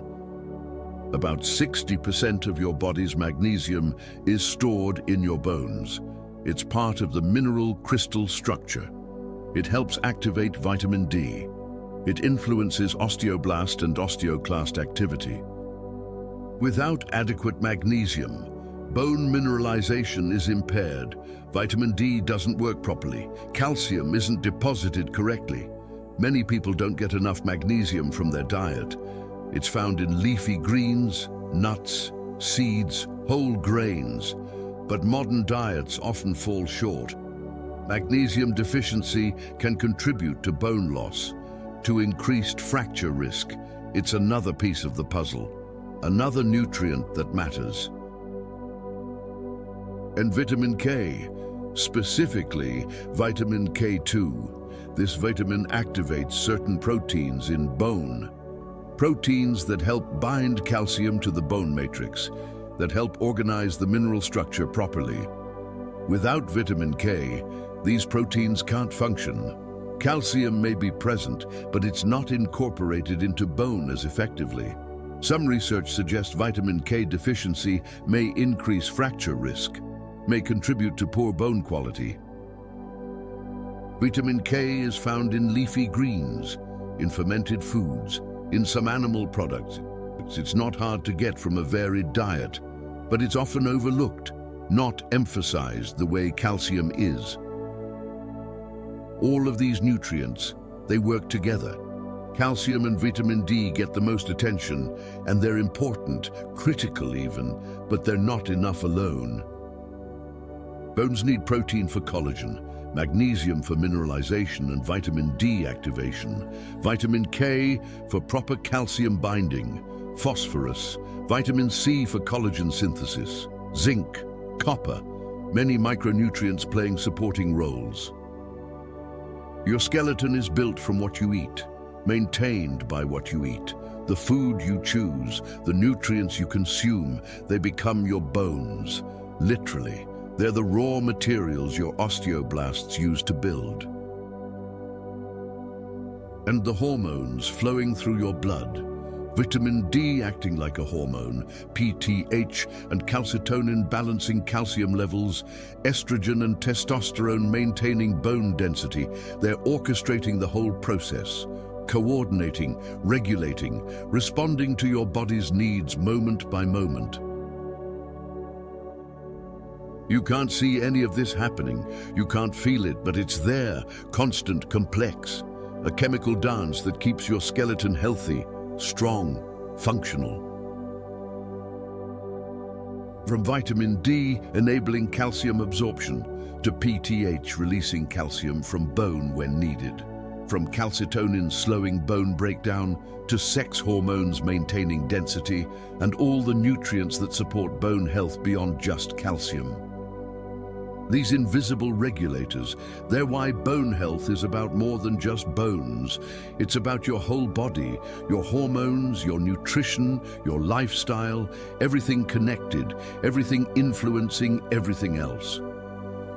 And we have just one more piece to explore, one final set of facts to complete our journey through the world of bone.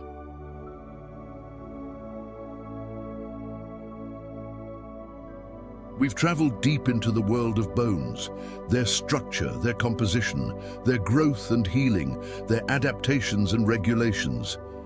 But let's end where we began, with the everyday, with the simple facts that might surprise you, with the wonders hiding in plain sight. Let's start with something that seems obvious, but isn't. Teeth. Are teeth bones? Most people assume they are.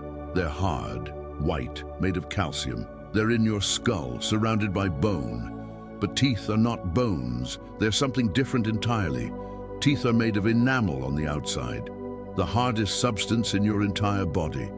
Harder even than bone. Beneath the enamel is dentin, similar to bone in some ways, but distinct. And at the center, the pulp with nerves and blood vessels. But here's the critical difference. Teeth cannot remodel. Remember how we talked about bones constantly breaking down and rebuilding? Osteoclasts and osteoblasts working throughout your life? Teeth don't do that. Once a tooth is formed, once the enamel is laid down, that's it. It doesn't regenerate, doesn't repair itself the way bone does. This is why cavities are permanent, why tooth damage doesn't heal. If you chip a bone, given time, it can repair itself, remodel, smooth out the rough edge. But chip a tooth, it stays chipped. The enamel won't grow back. Teeth are more like stones in your jaw, permanent fixtures. They can't adapt to stress the way bones can, can't strengthen in response to use, can't heal fractures. Once they're damaged forever, unless a dentist intervenes. It's strange when you think about it. Teeth and bone, so similar in appearance, performing related functions, but fundamentally different in their biology. Teeth are static, bones are living, changing, adapting tissue. Now let's think about something you're doing right now. Something you do thousands of times a day without noticing. Breathing. Your ribcage flexes with every breath, every single breath. When you inhale, your diaphragm contracts, pulls downward, and your intercostal muscles, the muscles between your ribs, they contract too. They pull your ribs upward and outward, expanding your chest cavity, creating space for your lungs to fill with air. And your ribs, they move, they flex. They're not rigid. They're attached to your spine with joints that allow rotation. They're attached to your sternum, your breastbone, with cartilage that can compress and expand. Each breath, your ribcage lifts, expands, then relaxes back down, contracts over and over, 20,000 times a day, maybe more. Your ribs are designed for this. They're curved, relatively thin compared to other bones, strong enough to protect your organs, but flexible enough to move with every breath. It's a remarkable balance, structure and flexibility, protection and motion. You can feel it if you pay attention. Place your hands on your ribs right now. Breathe deeply. Feel them expand. Feel them fall. That's your bones moving, flexing, doing their job, allowing you to breathe moment after moment, without thought, without effort.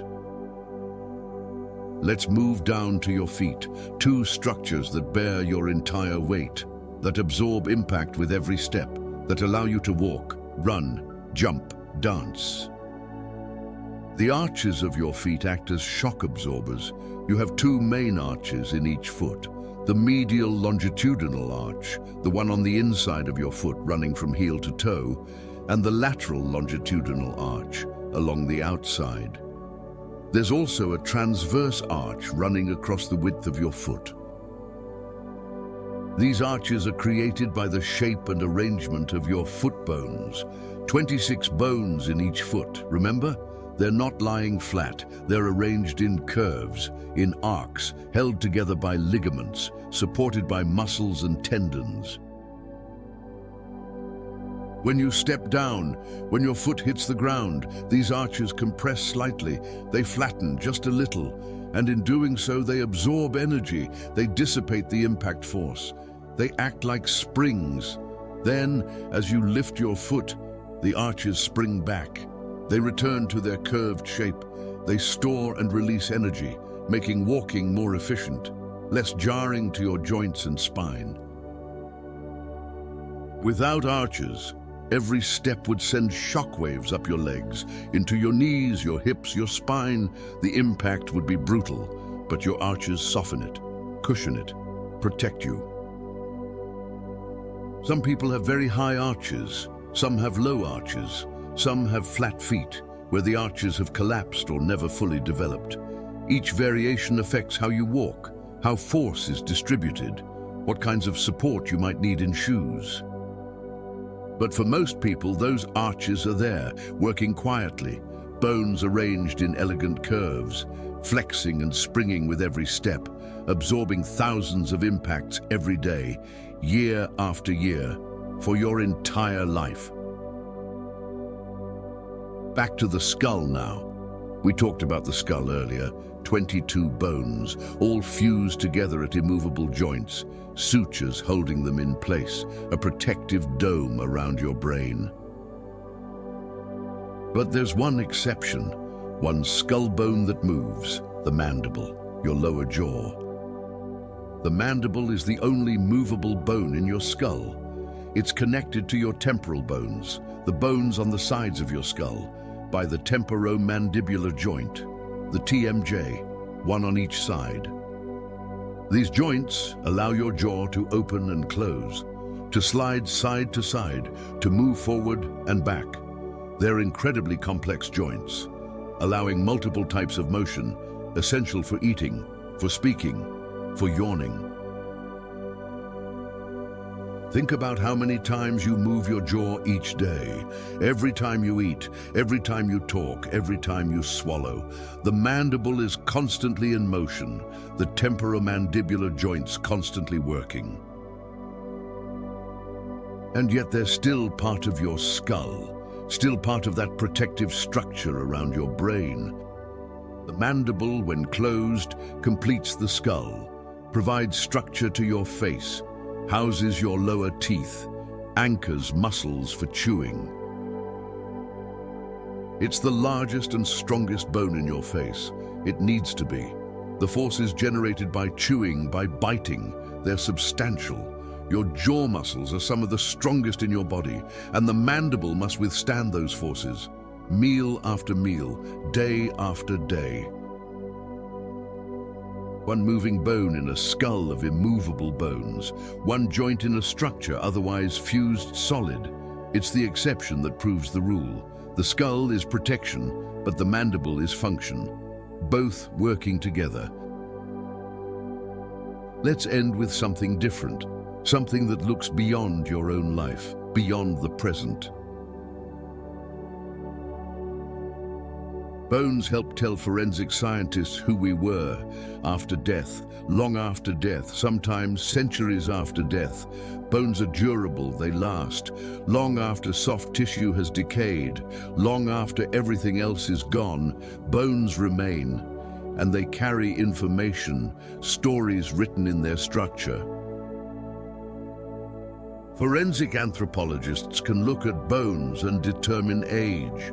The condition of growth plates tells them if someone was still growing. The degree of bone fusion, the wear on joints, the density of bone. All of these give clues to how old someone was when they died. They can determine sex. Male and female skeletons are subtly different, the pelvis especially. Female pelvises are wider, shaped for childbirth.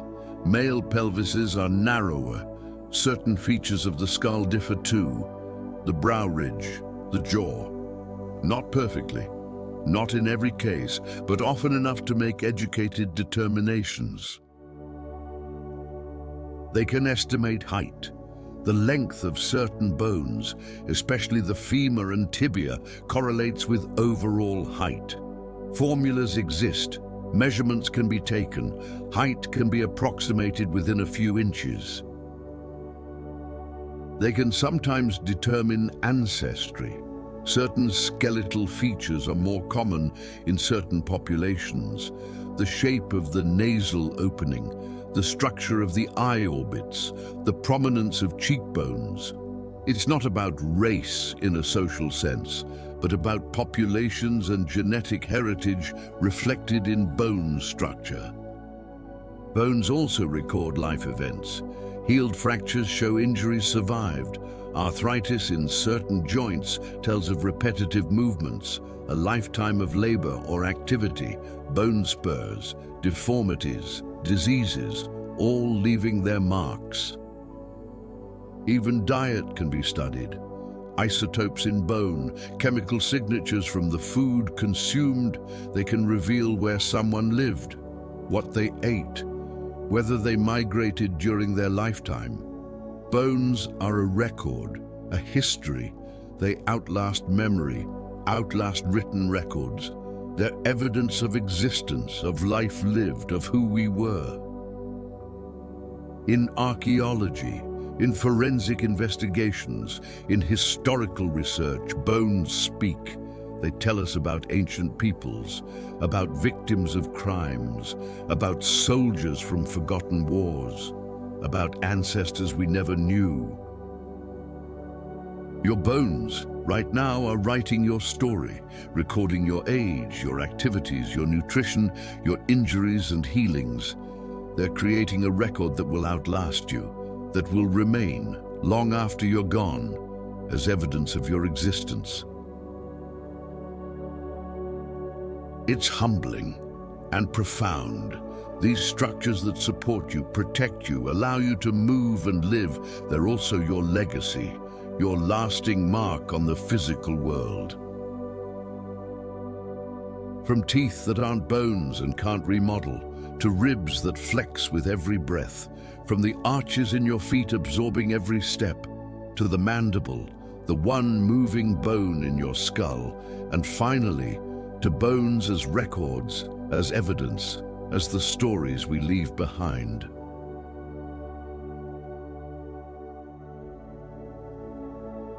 We've reached the end of our journey through bone, from the basic count of 206 to the microscopic structure of hydroxyapatite and collagen, from growth plates and healing fractures to hormones and nutrition, from adaptation to environment to the final lasting presence of bone after life has ended.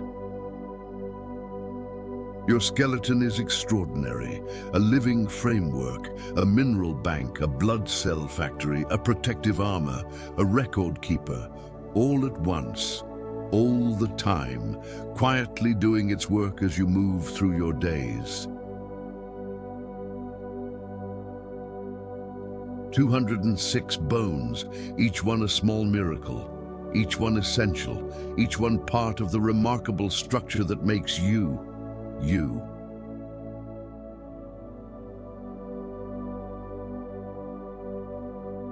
And now, as you rest, as you drift towards sleep, know that your bones are there, supporting you, protecting you, adapting to your life, living and changing and working, always.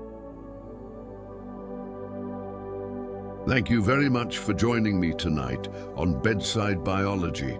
Have a wonderful sleep.